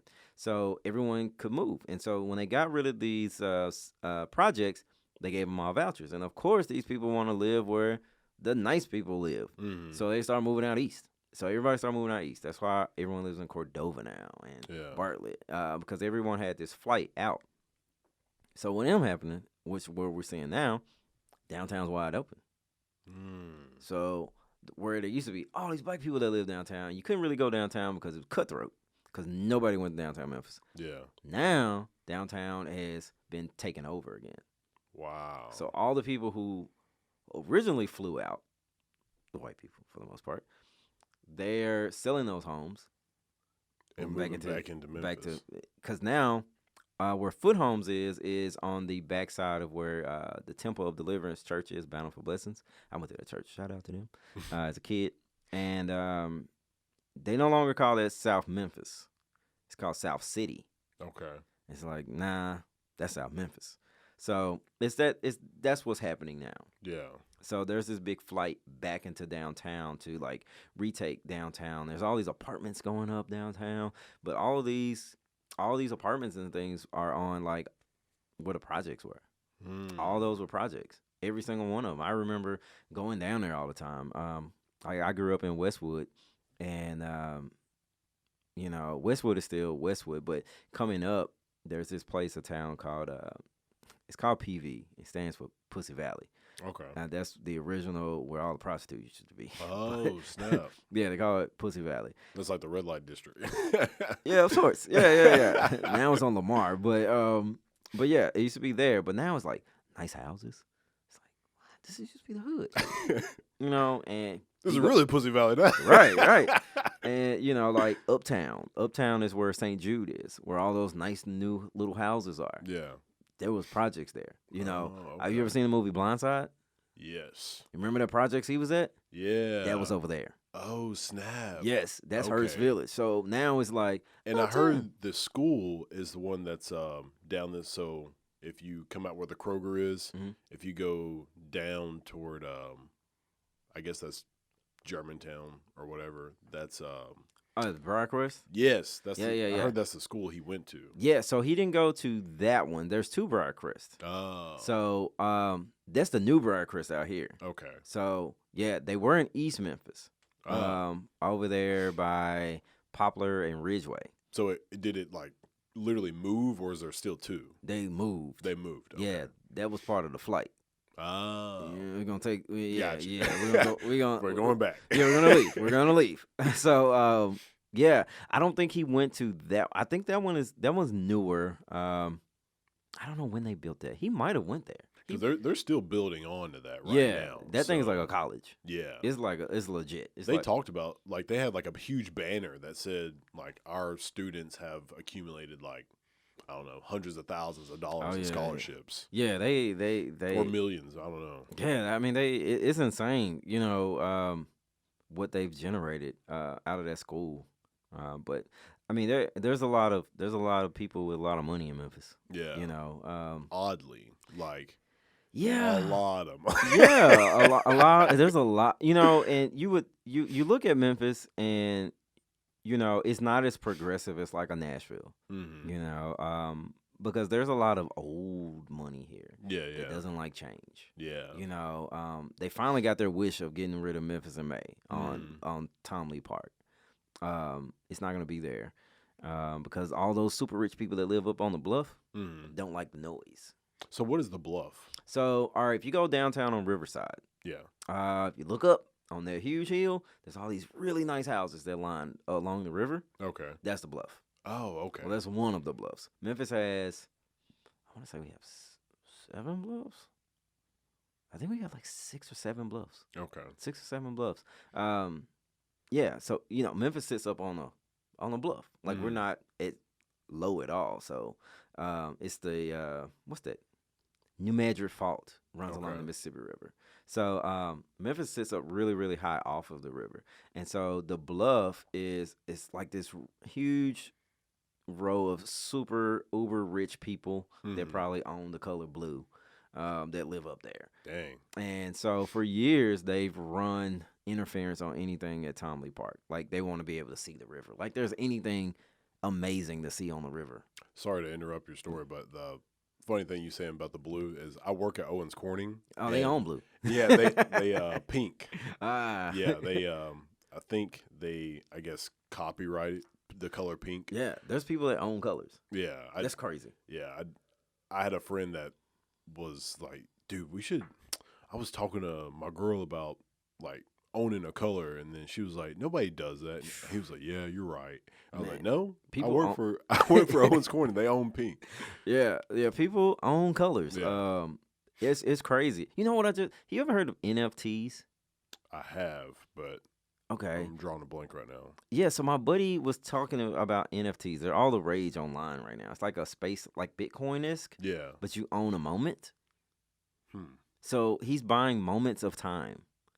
So that's weird. Yeah, it blew my mind today. He was like, "Yo, I bought."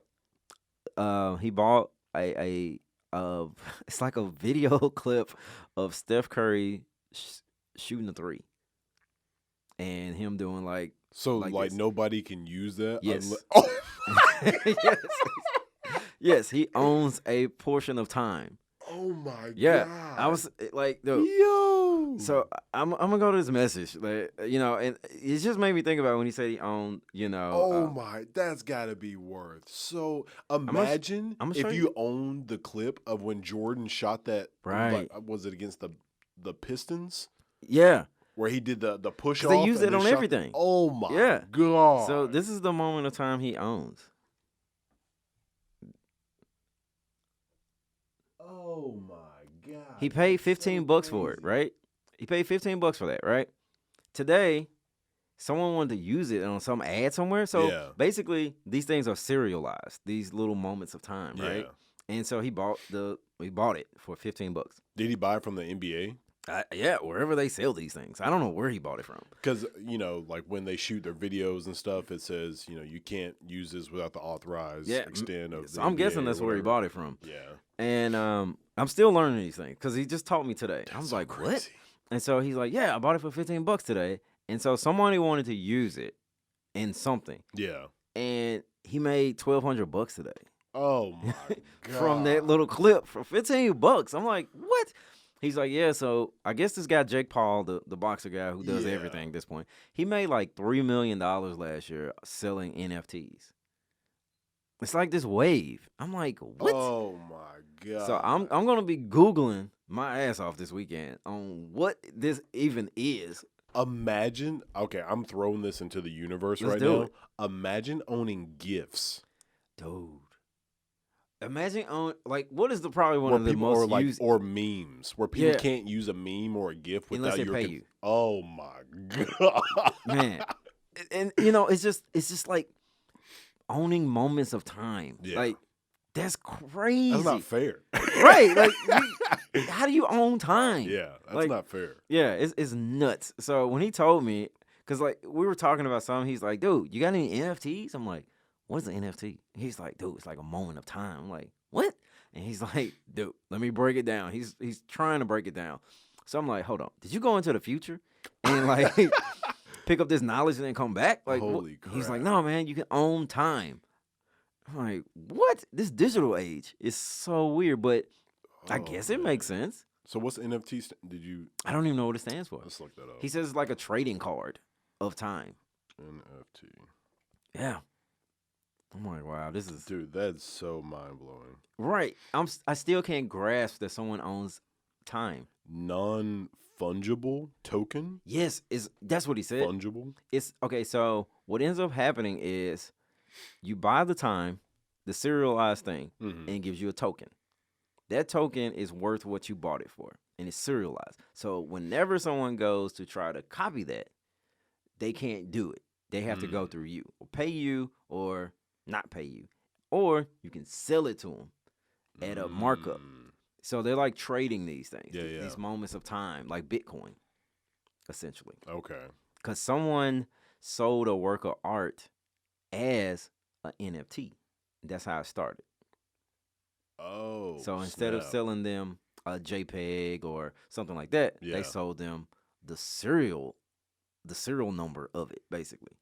And it's a piece of art. This is like virtual trading cards. Yeah,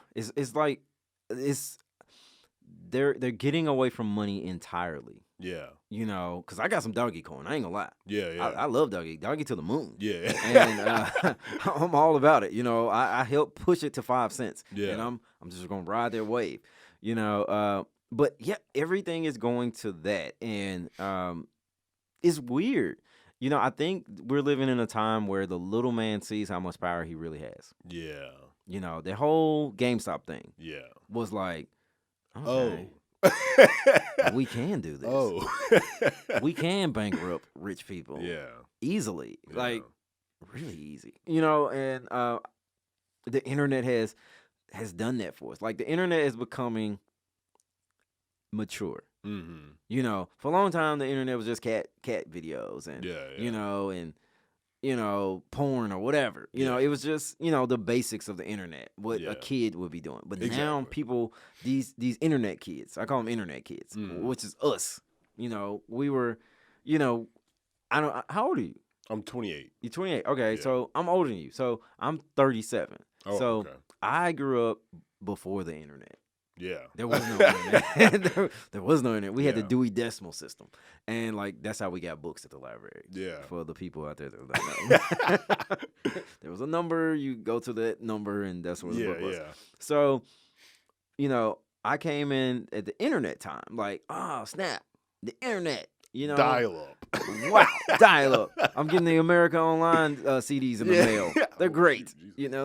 So, now those internet kids, even going to your age group, people who grew up with the internet. Yeah. Now we've done all our time on the internet searching for cats, you know, and stupid stuff. Now it's like, let's do some grown up stuff with the internet. Yeah. And now the internet is becoming this strangely terrible place for rich people. Yeah. And it's only then when the have-nots decide that we're all have-nots. But together we are a have, and we can beat the haves. Yeah. And everyone's starting to realize that. And I think it has a lot to do with like how race relations are going and things like that. I mean, it seems like racism is like this crazy all-time high, which I don't believe. My dad, Media. Yeah, the media says it is. I mean, my dad has photos of him having dogs put on him, you know. So I ain't never had no dog put on me for walking down the street. So it can't be an all-time high, you know. All time.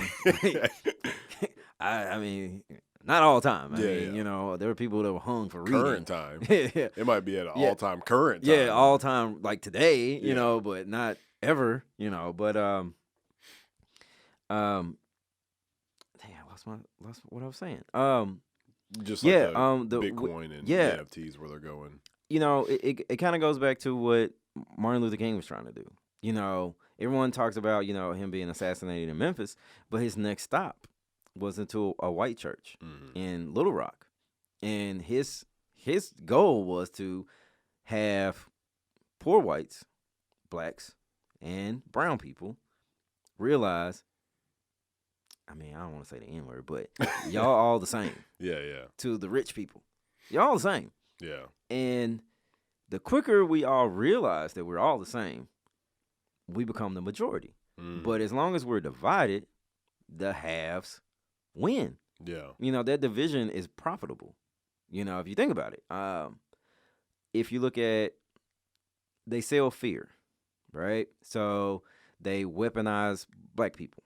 You know, like, hey, they're angry, they're aggressive, you know, be fearful. But that's been, you know, through time. And then if you look at Hispanics, they're lazy, you know, they smoke marijuana, they're crazy, they'll rape women, you know.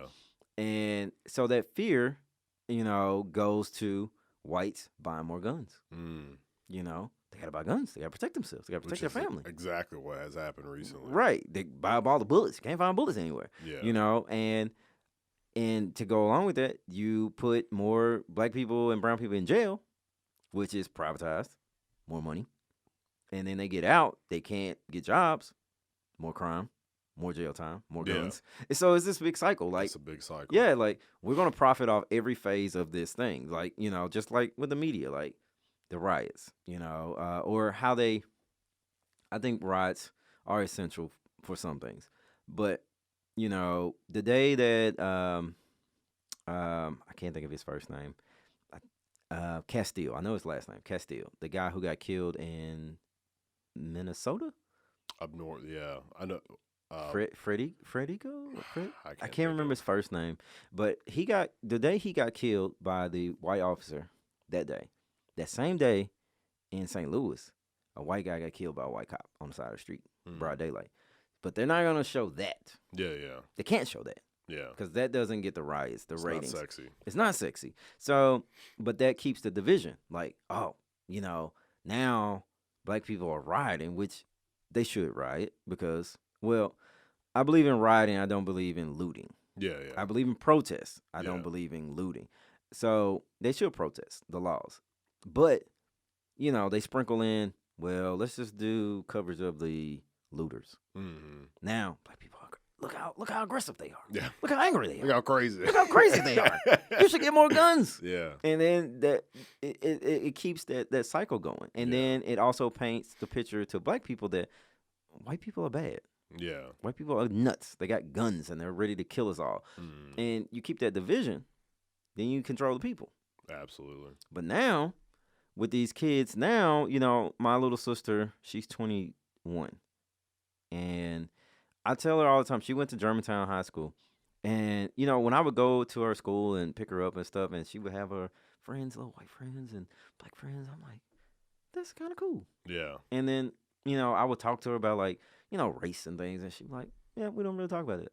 I'm like, what? She's like, yeah, I don't want to really talk about it. Yeah. You know, it's just not a thing. I'm like, That's actually really cool. Yeah. But as we get further along, people are starting to realize it's not about the race thing. It's about money. Yeah. It's about what you have and what you don't have. Mm-hmm. And now people are starting to not oversee, but see through just race and work together. Yeah. And change things. Like the little changes that we've had have been because people are working together.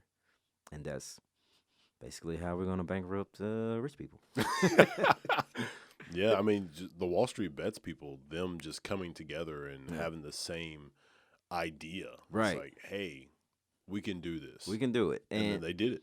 Yeah, and that was just awesome that they did it and got so many people on board. I hate for the people who thought that they were gonna make millions off that. Yeah. But like I had a buddy. He's like, I'm gonna buy GameStop. I'm like, don't buy GameStop. Like this is not to get rich. This is to stick it to somebody. This is a buy and never sell. Yeah, like don't do it. This ain't the movie you thought this was. This is not Wolf of Wall Street. You're not about to go out here and make all this money. Yeah. But the fact that they were able to do that, in spite of everything that was happening, like Robin Hood. Yeah, yeah. Like those folks should go to jail for that one. Yeah. But the fact that they were able to see a problem, like, yo, these people are gonna try to make millions and billions of dollars off GameStop because they don't like it or they see it as a fail. Mm. Let's stop them. Let's stop it. I mean, what's more American than that? Ain't that what we did at the Boston Tea Party? Yeah, yeah. It's literally like the same thing. Yeah. So, yeah, I'm with it. I'm with those guys. I am too. Yeah. I feel like we, you said what's more American than that. Like, I feel like we lose our identity of, even with like the Kaepernick thing. Yeah. Like, Kaepernick was taking a knee because he felt like it was the right thing to do. Right, and people were super upset with him. Right. I don't think it was, to me personally, I don't think it was the right thing to do, but I think he has the right to do it. Like, right. I was in the Air Force, and I was in the Navy. So, like, people were talking about that. It happened while I was in. Okay. People were talking about it. Yeah. And I was like, yeah, I don't think that was the right thing to do, but I think he has the right to do it. Right. And I think that's the thing that some people forget about America in itself. We have freedom of speech. We have freedom of expression here. And within that, you don't have to always like what someone does, but you have to respect it. You know what I'm saying? Unless it's illegal, but I'm a veteran, and I was asked, like, hey, how do you feel about Kaepernick kneeling? I'm like, well, when I went to the Persian Gulf, it was so he could do that. Yeah. Not saying that I agree or I don't agree. I stand for the anthem because that's just me, and someone in my family has always served in this country's military of some sort. So it's a thing for me. But if, I went to a game with this guy, and, I stood up for the anthem, and he sat down. I'm not going to be mad at him. No. That's his right. Yeah. That's his right. Of course, people around him are going nuts or whatever. I'm like, where do we live? Hey, what country are we in right now? Right. Let him do his thing. He can do his thing. You don't have to like it, I feel like, what happened with Kaepernick just showed how un-American Americans can be. Yeah. And it's like very fragile. Very fragile, very, the ego is very, very fragile. Yeah. And it's like, if you don't do what I like, then it's bad. Yeah. And it's like, no, we don't live in a communist type society. We live in America. We live in a place where you can be whatever you want to be. Yeah. You could say, hey, I'm a unicorn today. You got to respect the fact that I'm a unicorn. Exactly. And that's just the country we live in. And you have to give people their liberties just like they have to give you yours. Yeah. And you just have to respect people. And a lot of people don't respect people because they've been living in a world where they've never had to actually respect others, but have demanded respect. Yeah. So the irony of Americans telling other people how they should act is the exact opposite of how we became America. Yeah. Because we were supposed to just shut up and ship out cotton. Yeah. But somebody said, damn this tea. Because, I mean, if I'm not mistaken, that was so the colony started because the British was like, hey, let's go cultivate this land. So they sent some people over, not knowing what was going to happen, but they took the risk. Yeah, that's one part. And then it was like some people in England that was like, yo, we don't like this church. Yeah. We want to start our own church. I'm like, oh shoot, go find one. And I'm like, well, we're gonna go over here, and we're gonna find a church. And so they wanted to start their own little church, but England was like, yo, hey man, send us back some of that money. Yeah. I mean, you're still our people, right? And they're like, yo, because I think that's when tobacco became a thing, because that's what they got from here. Like, hey, we want that tobacco, you know. So they were like, yo, send us the money, grow it, send us the money. And after so long, you only can rule people from a distance for so long. Yeah. But yeah, I mean, America started off a protest. It did. It literally started off a protest. Like them people were like, you know what? Nah, fam. Nah. Yeah. Fuck UOT. And it was mainly off of like the religious part. Yeah. That was... And it's just them coming here, was a protest. Like, we're not gonna go to the Church of England. We're not gonna be Catholics. We want to be Protestant. Yeah. And we want to be able to do that freely. Yeah. That's what America's based off. Being able to do what you want to do freely. Yeah. All right, so if somebody wants to kneel for the anthem, man, all right, cool. I have this thing, and I say this online a lot to people that complain about what other people are doing. I'm like, how does it hurt you? If it doesn't hurt you physically, keep it moving. Yeah. Like, keep it moving. I've always had this thing where I've stood up for the little guy, even in like high school and things. We had this guy. I won't say his name, but he came to our school from Hamilton, and this was probably my 9th or 10th grade year, and he was gay. He was gay. He didn't say he was gay, but I knew he was gay. You just knew he was gay. I knew he was gay. I mean, my uncle is gay, so I grew up around gay men, So I was like, yeah, this kid's gay. It's not too many kids with squiggly sideburns. Come on, let's just be real. So I knew what was up. That's funny. So I remember, being in class, and like these guys were like always messing with him, man. In Memphis we check. Yeah. Which checking is a term of endearment, but sometimes it goes beyond. Yeah. And so it was going beyond. And so I was just like, yo, man, why y'all keep messing with that dude? What's up? And of course, when you speak up for somebody, then it turns on you. Yeah. Or whatever. So, which it never really bothered me. But I just remember asking the dude, like, if him being gay bothers you, is it because maybe you are? No. Well, it shouldn't even bother you. Yeah. Because that's what he's doing. I just don't understand why people care so much about others when it doesn't physically or do anything to harm them. Yeah. It's just odd. Yeah. People are weird. I always attribute it to being bored or like you have too much time on your hands. You got way too much time. Like, and your life has to be boring. Yeah. Like, you don't have nothing. Like, you go home, you go to sleep, and get back up in the morning. Yeah. Yeah. That's just always been odd to me. Like, I have friends that are gay. I have a friend that's trans. Every color, every race, every religion.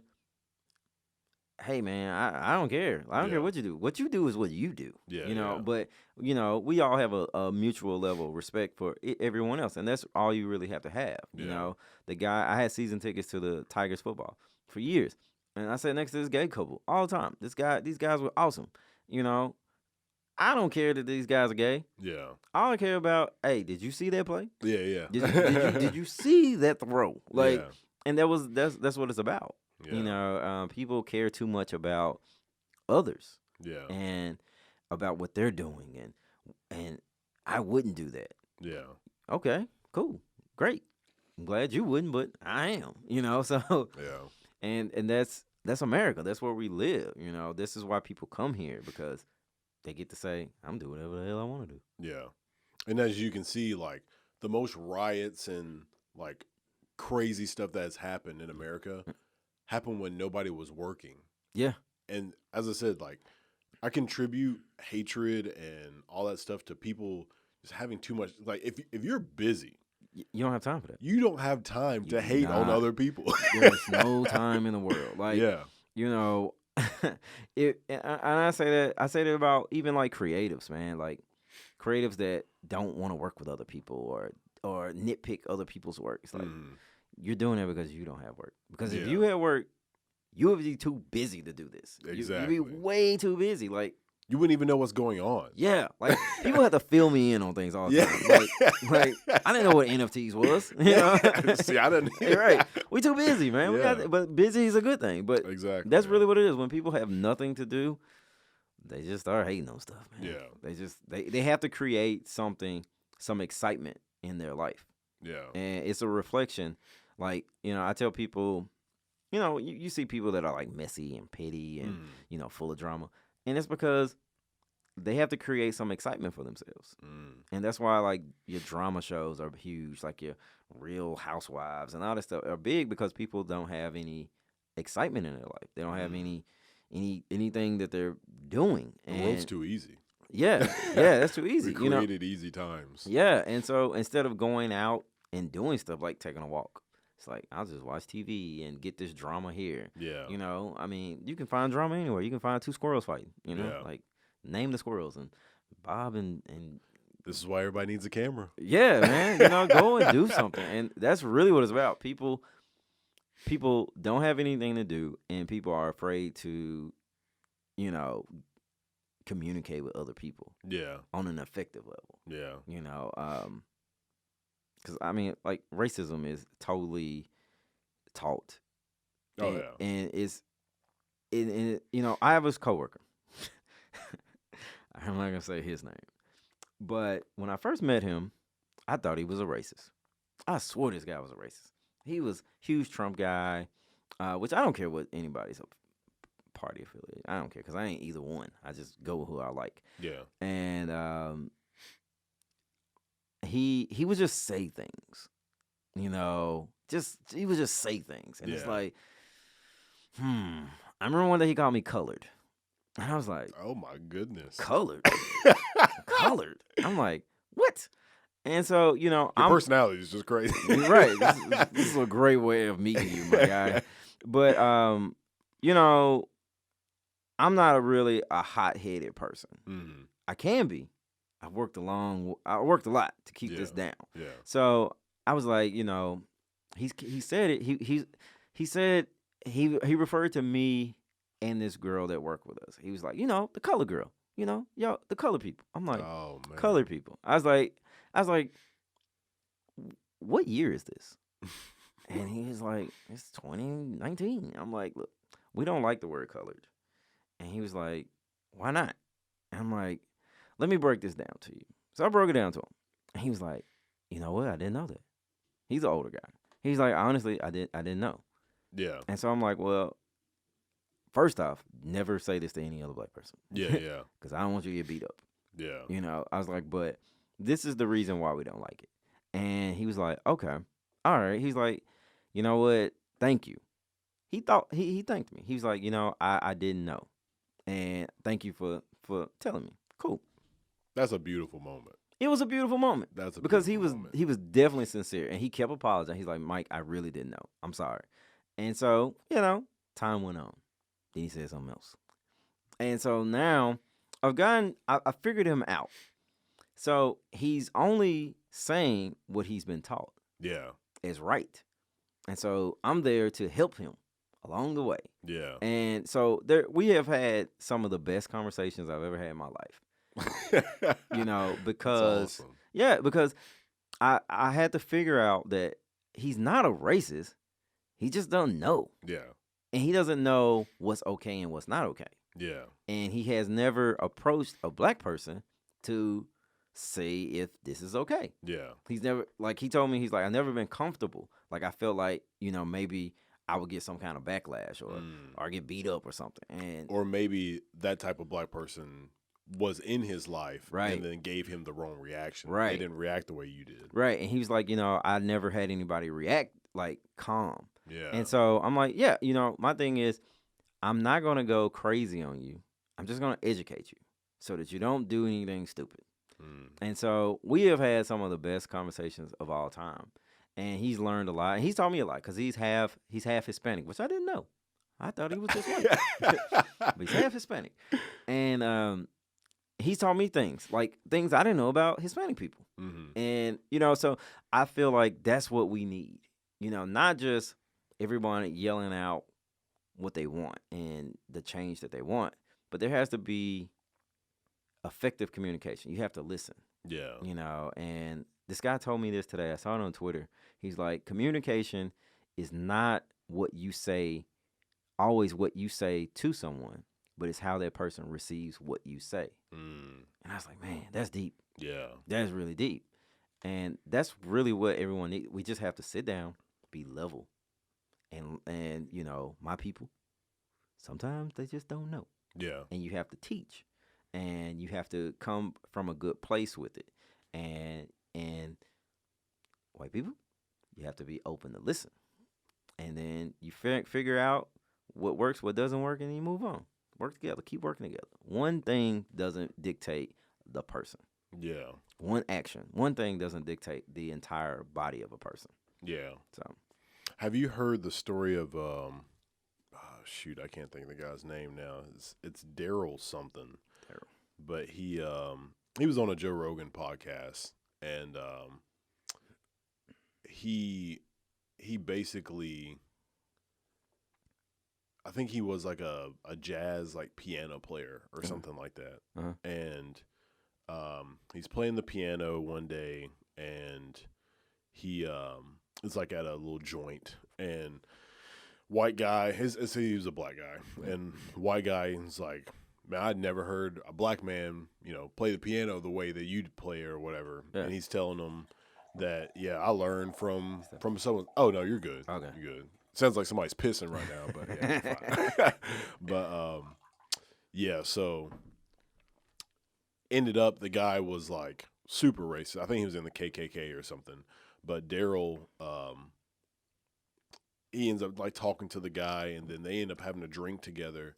And the guy's like, this is the first time I ever sat down and drank with a black man before. Yeah. And Daryl can't believe it. Right. But I'm pretty sure this guy's name is Daryl. I don't know if that's his first name or last name. But he ends up converting, I want to say, hundreds of Klansmen. I think I remember this. They might have did a movie and a book about him. Yeah. But he wasn't the guy that worked for the FBI, was it? No, I don't think so. They made a movie about that one, though. I know they made a movie about that. But I know what you're talking about. Yeah. I've heard that. I have heard that.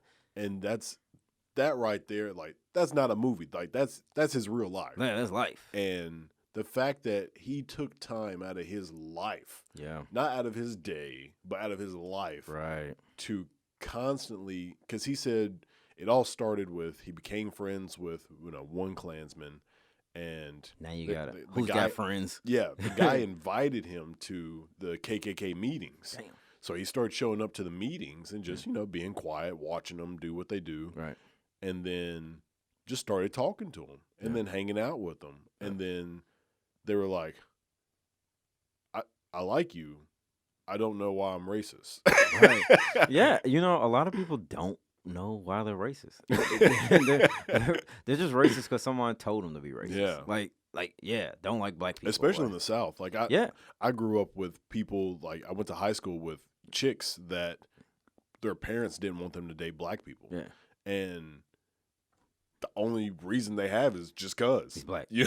Just because. Because he's black. Yeah. Oh, okay. That's it. I said, the age that I grew up in, nobody's really truly the school isn't segregated and stuff like that. We grew up in a good time. Yeah. Where my age group didn't really see any true racism. Right. So they don't know why to be racist. It doesn't make sense. Yeah, it's just they're just doing it.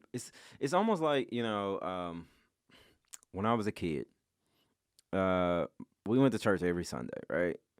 And you go to church, they tell you to be afraid of God. Yeah. You know, you gotta be fearful of God. Yeah. God is vengeful. You know, he'll kill you. Old Testament God. Right. God will kill you. Yeah. And so it's like, dang, man, you know, so you end up going to church because of fear. Yeah. You know, you end up staying because of fear, because you don't wanna die. You don't want God to get mad and start raining down bricks. You know, he kind of does that. Yeah. You know, he floods out worlds. Yeah. You know, and you grow up with this thing like you're only doing it because somebody told you to do it. And it's not because you found like God himself. Mm-hmm. And God like has worked, you found him in or her in this way that has made your life better. Like y'all talked and had a conversation. Yeah, or you felt it. Yeah. And now I want to go on this path because I've chosen to go on this path. Yeah. You're on this path because you better do it, or God will rain on you. Yeah. You know, and so when you get into a fear-based way of living, you know, you really don't know why you're doing it. You're just doing it. And so when you get constantly told black people are bad, black people are bad, black people are bad, now you're afraid of black people. Yeah. And it's like, black people are bad because I'm afraid. So I've been told. Man, I don't know why I'm scared, but I'm scared. And so now these people go their whole life hearing black people bad, never having any conversations with a black person. Mm-hmm. And then they only see bad things about black people. So naturally, they're racist. And they don't even know why they're racist. And then they meet somebody and it's like, what just happened here? Like, and it questions their whole existence. You know, but that's really what the times we're in right now. We need to,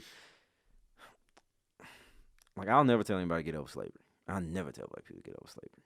Never get over that. It's horrible. But there's always a but. Yeah. But I wasn't a slave. You know, this white person wasn't a slave owner. So, yes, the ramifications of slavery are still around. Yeah. Very true. But we have made progress to get better. Absolutely. And so we have to further that progress. Yeah. And we're at a point now where we have to educate on not just slavery, but we have to also educate on, okay, there was these things called redlining. We need to get rid of that. Yeah. There's over the punishment for blacks versus white is disproportional. We need to change that. So it's those things, but we have to do that through communication and talking and being level-headed. You can't scream at people and think they're going to give you what you want. It's not going to happen like that. Yeah. So we're at that point. We can be angry, but we also have to be effective in that anger. Yeah. You have to channel it, you know, like Superman. Yeah. Like, he gets really mad, he can destroy the world. We all know that. But he channels that into good. Yeah. And, you know, that's what we have to do. We have to be like the Hulk, you know, channel that, man. You know, you can be wild and you can be angry, and you deserve, you have every right to be angry, but you also need to take that anger and apply it to something. Yeah. Constructive. And that constructive thing could be, let's educate some people on things and practices that are, you know, that are affecting us directly, so that we can get change. I think if people looked at it like relationship wise, so you have to think of current time is like your new spouse. Right. And old times is like your ex. Yeah. You're not going to keep bringing up your ex to your new spouse. No, it's just cause. Yeah, because the new spouse is going to think, you still love this person. Yeah. So that's how black people need to really think about slavery. Like, yeah, you still need to realize what happened. Yeah. So with your old spouse, you know, the old times, but you don't keep bringing it up just because you can. Yeah, it's one of those things where, like, you know, my mom would always say this to the guys that my sisters would date: Is he a blessing or a lesson? And we have to look at slavery as a lesson. Yeah. And it is a lesson of where we don't ever want to get back to. Correct. And now what we have to do to avoid that is that we have to make changes to how we do things and how we approach things and what happens on a more political level. Yeah. You know, because that's really what controls everything. Yeah. And we have to learn that, okay, we have to use our numbers effectively for change. Yeah. Because we can't yell at a mayor and to say change this law, because it's not going to happen. Yeah. You know, we can't yell at a governor or a president and think that that's going to happen. You know, nothing like a kid that's yelling at you is not about to get what he wants. Yeah. Usually. Well, sometimes you give in. Yeah, yeah. But we all know this ain't that type of situation. There ain't no give in. So, yeah, we just got to learn how to communicate what we really want, and also do the work, and also do the education. Mm-hmm. And that's a lot of it. Like, you know, there are, especially now, there's a lot of angry young people. Mm-hmm. Really angry young people. Yeah, energy. A lot of energy. And that energy, it's not channeled properly. Yeah. It's not channeled properly. All, you know, these kids now, these young college kids, full of energy and ideas, and a lot of that has to do with the fact that they don't feel represented in politics and the decision making. When you are 23 and a 76-year-old man is making all your decisions, you will rebel. Yeah. You know, just how it goes. But we have to understand that there are some people that have never talked to a black person in their life. Yeah. The only black people that they know was the black dude on Law and Order. Yeah. Yeah. Like that's it. When I was in the Air Force, there was a guy who was from, where was he from? Idaho. He don't know black people. He said the first black person he ever met in person was when he went to basic training. The first Asian person I ever met in person was in basic training. Really? First one. That's crazy. Ain't that crazy? Yeah, first Asian person. I also met a white Muslim. That flipped me out. I don't think I've met one. Yeah, this is the only one I've ever met in my entire life. Yeah, his name is Robert Fenton. We still friends to this day. He also put me up on Talib Kweli. Oh, snap. Yeah. I was this kid from South Memphis. It was all like 3-6 Mafia, Yo Gotti, you know, 8-Ball MJG, you know, Southern rappers. Yeah. And I get there, and one, he's a white Muslim. I was like, what the hell? You know? And he rapped. I remember he would rap. Yeah. And so I'm like, white kid can't rap, whatever. And so I just remember he had it wasn't a Walkman, you know, but this was like the precursor to iPods. Okay. What was it? It wasn't a Walkman. It was something like, it wasn't a Discman. It was like right after that. I think it was like a media player of some sorts or whatever. Yeah. This is way back, before even iPhone was a thing. And I was like, "What you listen to?" He's like, he was listening to what was Talib Kweli and Mos Def? Black Star. Oh, okay. Talib Kweli and Mos Def. Yeah. He's like, I'm listening to Black Star. I'm like, what the hell is Black Star? And he's like, you should listen to it. I'm like, all right, listen to it. And I was like, this is really good, man. And he's like, yeah, man. He's like, yeah, man, you should check them out. I'm like, who's this kid? He's like, Talib Kweli. I'm like, who the hell is that? And so I got another CD. I'm like, this dude is bumping. And yeah, so he started me down my path of real hip hop. A white Muslim that I met from Florida. That's awesome. So it's just those little moments where you realize that people are just people, man. Yeah.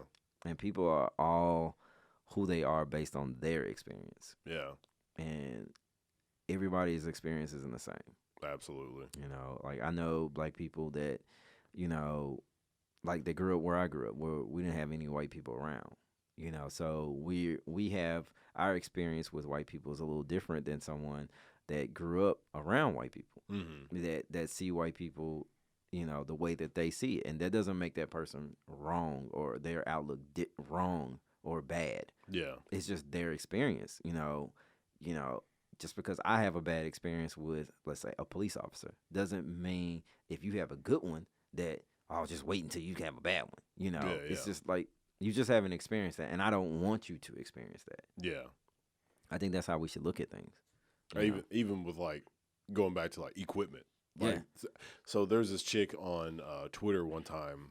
I'm huge about don't give out incorrect information. Mm-hmm. So these the speakers I'm using are Yamaha HS8s. Those things look nice. So they're about, I think you can get them brand new for about $4.99 a piece.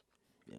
Well, she said, what did she say? She said Yamaha HS8s or the Yamaha speakers are, I wouldn't recommend them. They're bad speakers to like mix with because they are bass boosted.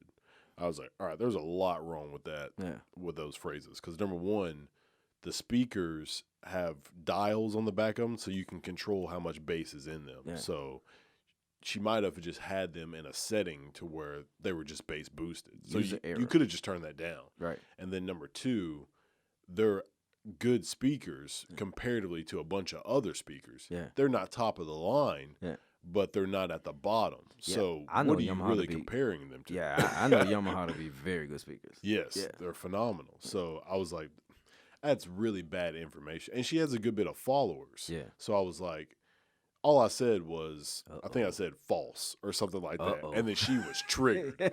I think literally all I said was like one word, like not true or false or something like that. She was so upset.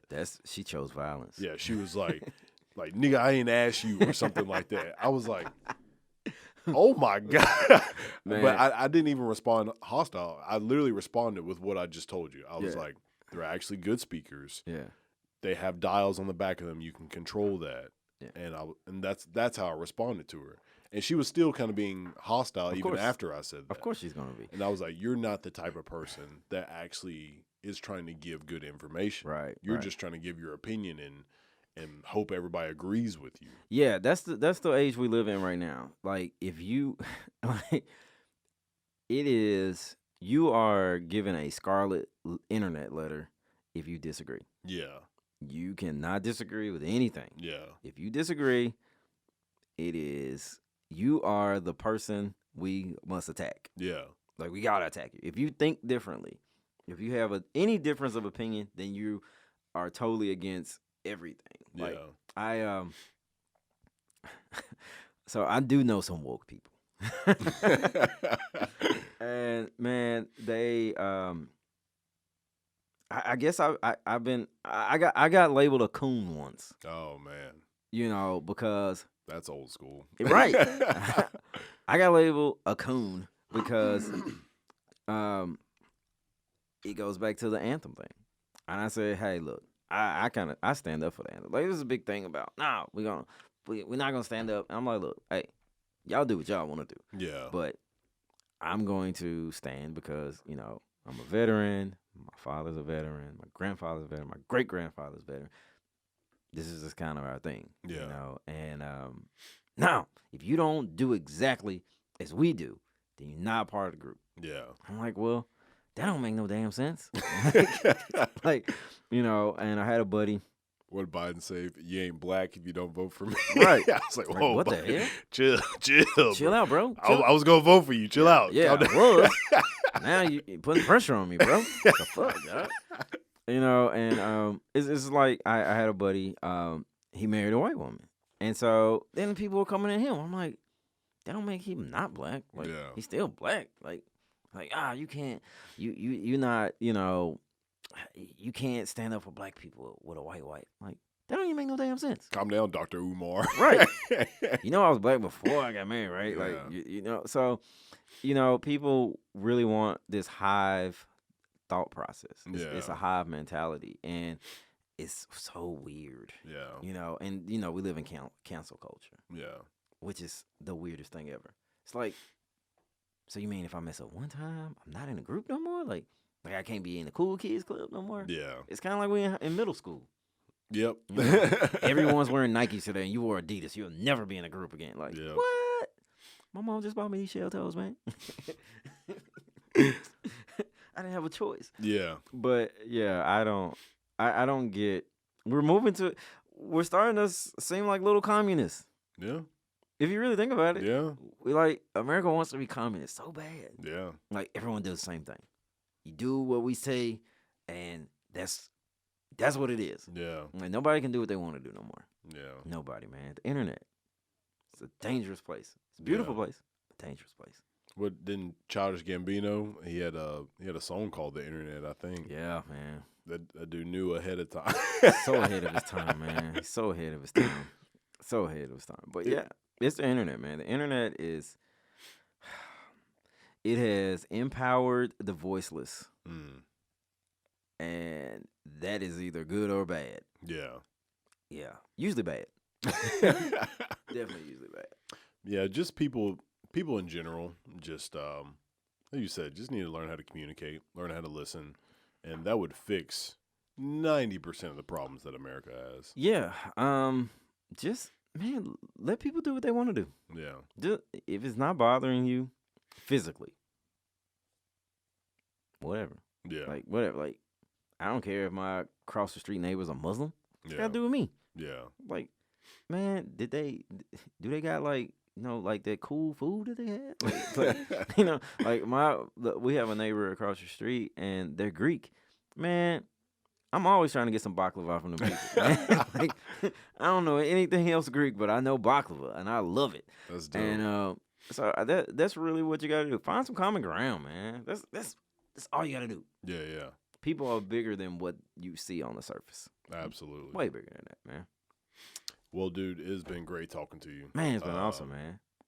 Everything that we've covered has been awesome. Yeah, man. So you are still waiting to hear back from Nike. Yeah, man. You plug me, man. Help me. I'll try. You won the award for the film. What's next? Ah, man. So, next, I'm taking over the zoo. I saw that post you had. You took the pictures in New Orleans. Yeah, I took the pictures in New Orleans, man. We got a little time to get into that? Yeah, sure, go ahead. Okay, man. So, I just kind of find the time to seem like we're good, but we can keep going. Yeah, I'll tell you the story, man. So, this is me. I don't know, man. I'm really humble about my work. You know, like, I don't think I'm the best. But there are some things where I think I'm pretty good. All right, so it started in the snow days a couple weeks ago. Yeah. We had the snow days. And so I'm on Twitter. I'm always on Twitter. And I'm like, it's snowing, man. And I just tweeted, I bet you this polar bears are having the time of their lives right now. And so everybody's like retweeting at the zoo, like, where are the polar bear pictures? Like, where are the polar bear videos? Like, where's the polar bears? And so the zoo's like, we're working on it. Like, I'm like, working on it? It's polar bear season. Like, the hell you mean? So I tweeted out, I wish the zoo would let me take over their Instagram because they need help. That's all I said.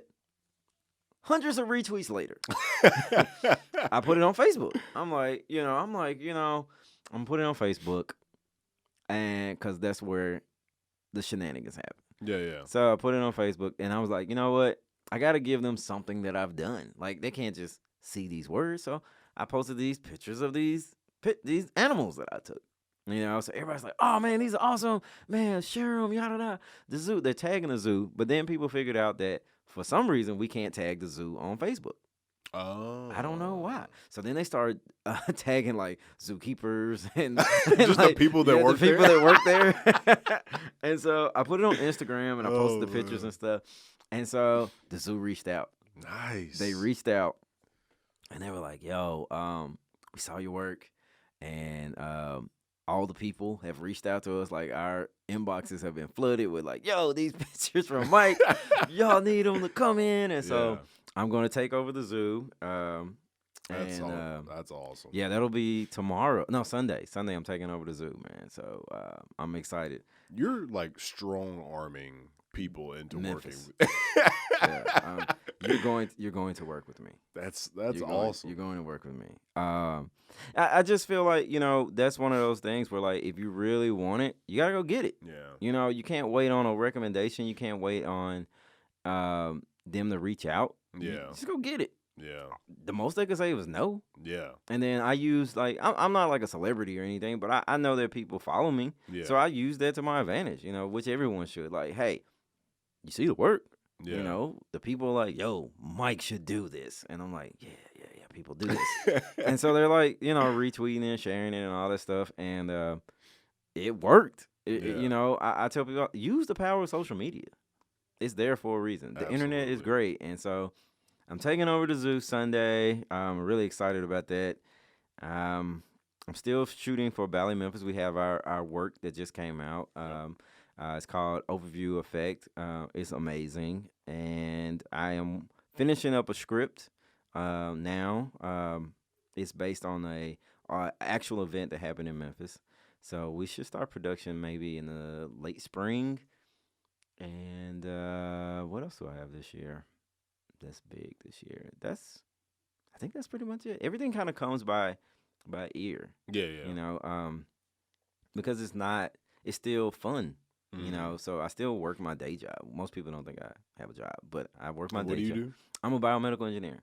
Biomedical engineer. Yeah, okay. so I do that all day, and I write for Edible Memphis. I still do food reviews. I'm still taking pictures for Edible Memphis and Ballet Memphis and all these people. I travel. I shoot for a marketing company that does Marriott hotels. So we're about to start back traveling. So I'll be doing that again. And yeah, man, that's what's up. That's awesome. Yeah, man. By the way, this whole podcast started with. How'd you find me? Well, so the Instagram message that I think when we had first started talking about it, you said you're not interesting.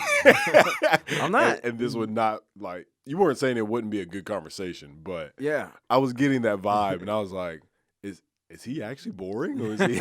I don't know I can't tell what he's about to say right now. So the thing with me, man, is like I think people think what I do is more interesting than I do. Okay. I think I'm just doing normal stuff. Yeah. I don't think I'm doing anything extraordinary. I just think that I am having fun. Yeah. It's fun. And I like these little challenges like the zoo thing. I like stuff like that. I like doing that. Like, I'm not even charging the zoo. Yeah. Like, I just want to do it just to say I did it. And it's really just to say, like, I took better pictures than y'all. Yeah. or whatever. But, yeah, it's just fun to me. Like, I don't like attention like that. I really don't like talking about myself. And your phone has been blowing up. Yeah, it's my girlfriend. Let's just wrap it up. Hey, babe.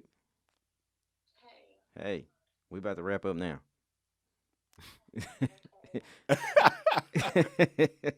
You're on the podcast right now. Okay. She's like, that's awesome. She's like, I don't believe this. I'm gonna call you back, babe. Okay. All right. That's funny. Yeah, I just feel like I haven't proven myself enough yet. Yeah. To say like, oh, Mike, this, people will say like, oh, Mike, the award-winning filmmaker. I'm like, I still don't feel like I'm at that level. Yeah. Yeah, I want it, but I just don't want to. I don't want to lose sight of what I'm really doing. And I do have a mission. Like my whole mission is to make Memphis look amazing. Yeah. No matter what I do, make Memphis look amazing. Yeah. Memphis is gonna look like the best place on earth if I have anything to do with it. Yeah. And so I still feel like I haven't done that. So those things are great, but I don't want to lose that hunger to do more. Yeah. And I don't want to get like, one best for him. I can sit back. All right, I'm good. Yeah, and a lot of people do that. But I look at that as, okay, I want it. That only means I got so many more people that are coming for that now. Yeah. So I gotta keep moving. Yeah. The moment that was put out that I won that award, I was already in production on another film. Because like as soon as I release something, I'm already working on the next project. Yeah. So I feel like, hey, there's always going to be someone, taller, stronger, faster than me that's coming along, that's more talented than me. And I haven't got to the level where I feel like, man, I'm the guy. So I never want to lose sight. So I'm always like, I kind of talk down on my accomplishments, but it's not because I don't feel like I've done enough. I do, and I love what I've done. It's just that I don't want to lose sight, and I also don't want to come off like conceited, or cocky. Like, just won an award, whatever. Like, no, that award, I'll tell anybody, that award is Alex's award, and Dontario, who was the skater, that's their award. All I did was film it. So I got a lot of more things that I want to do, so I haven't got there. So just to keep that hunger up, I'm like, it's cool. You see the vision. See the vision. The vision is not there. That's not the vision. Those things are amazing. Shout out to Indie Memphis. I love y'all, but I want to do something bigger. Yeah, I want to do something bigger. But I did say, because I've won a lot of like filmmaking awards outside of Memphis, which is crazy in itself. But I've been in a lot of film festivals with other films, and that was the first thing I won in Memphis, so it meant the most. And I just want to do it again. Awesome. Just want to do it again. Give everybody your. I know we talked about your socials earlier. Yeah, I'll run it down again. Socials, whatever, how they can contact you if they want some photos or video, whatever. Okay. So my Instagram is _ONE901, like 1901. That's a play on number. Shout out to my little sister Kelly. She gave me the Instagram name. If I don't say it, she'll be upset. So that's where you can catch me on Instagram. You can see a lot of my work there. My production company is Papa Bear Productions, named after my father. It's POPPABEAR Productions with an S.com. There's the website. And Papa Bear Productions is also the production company's Instagram. Twitter, I am ONE901. I think there's an underscore. Yeah, there's an underscore. ONE901. And Michael Butler Jr. on Facebook. Follow me. There's a lot of shenanigans on Facebook with me. Awesome. Yeah. Cool. Well, again, great having you on. Thank you. Might have to have you on again because we didn't even talk about your actual job in biomedical engineering. So it's not that important. All right. Well, thank you for everybody tuning in. See you next time.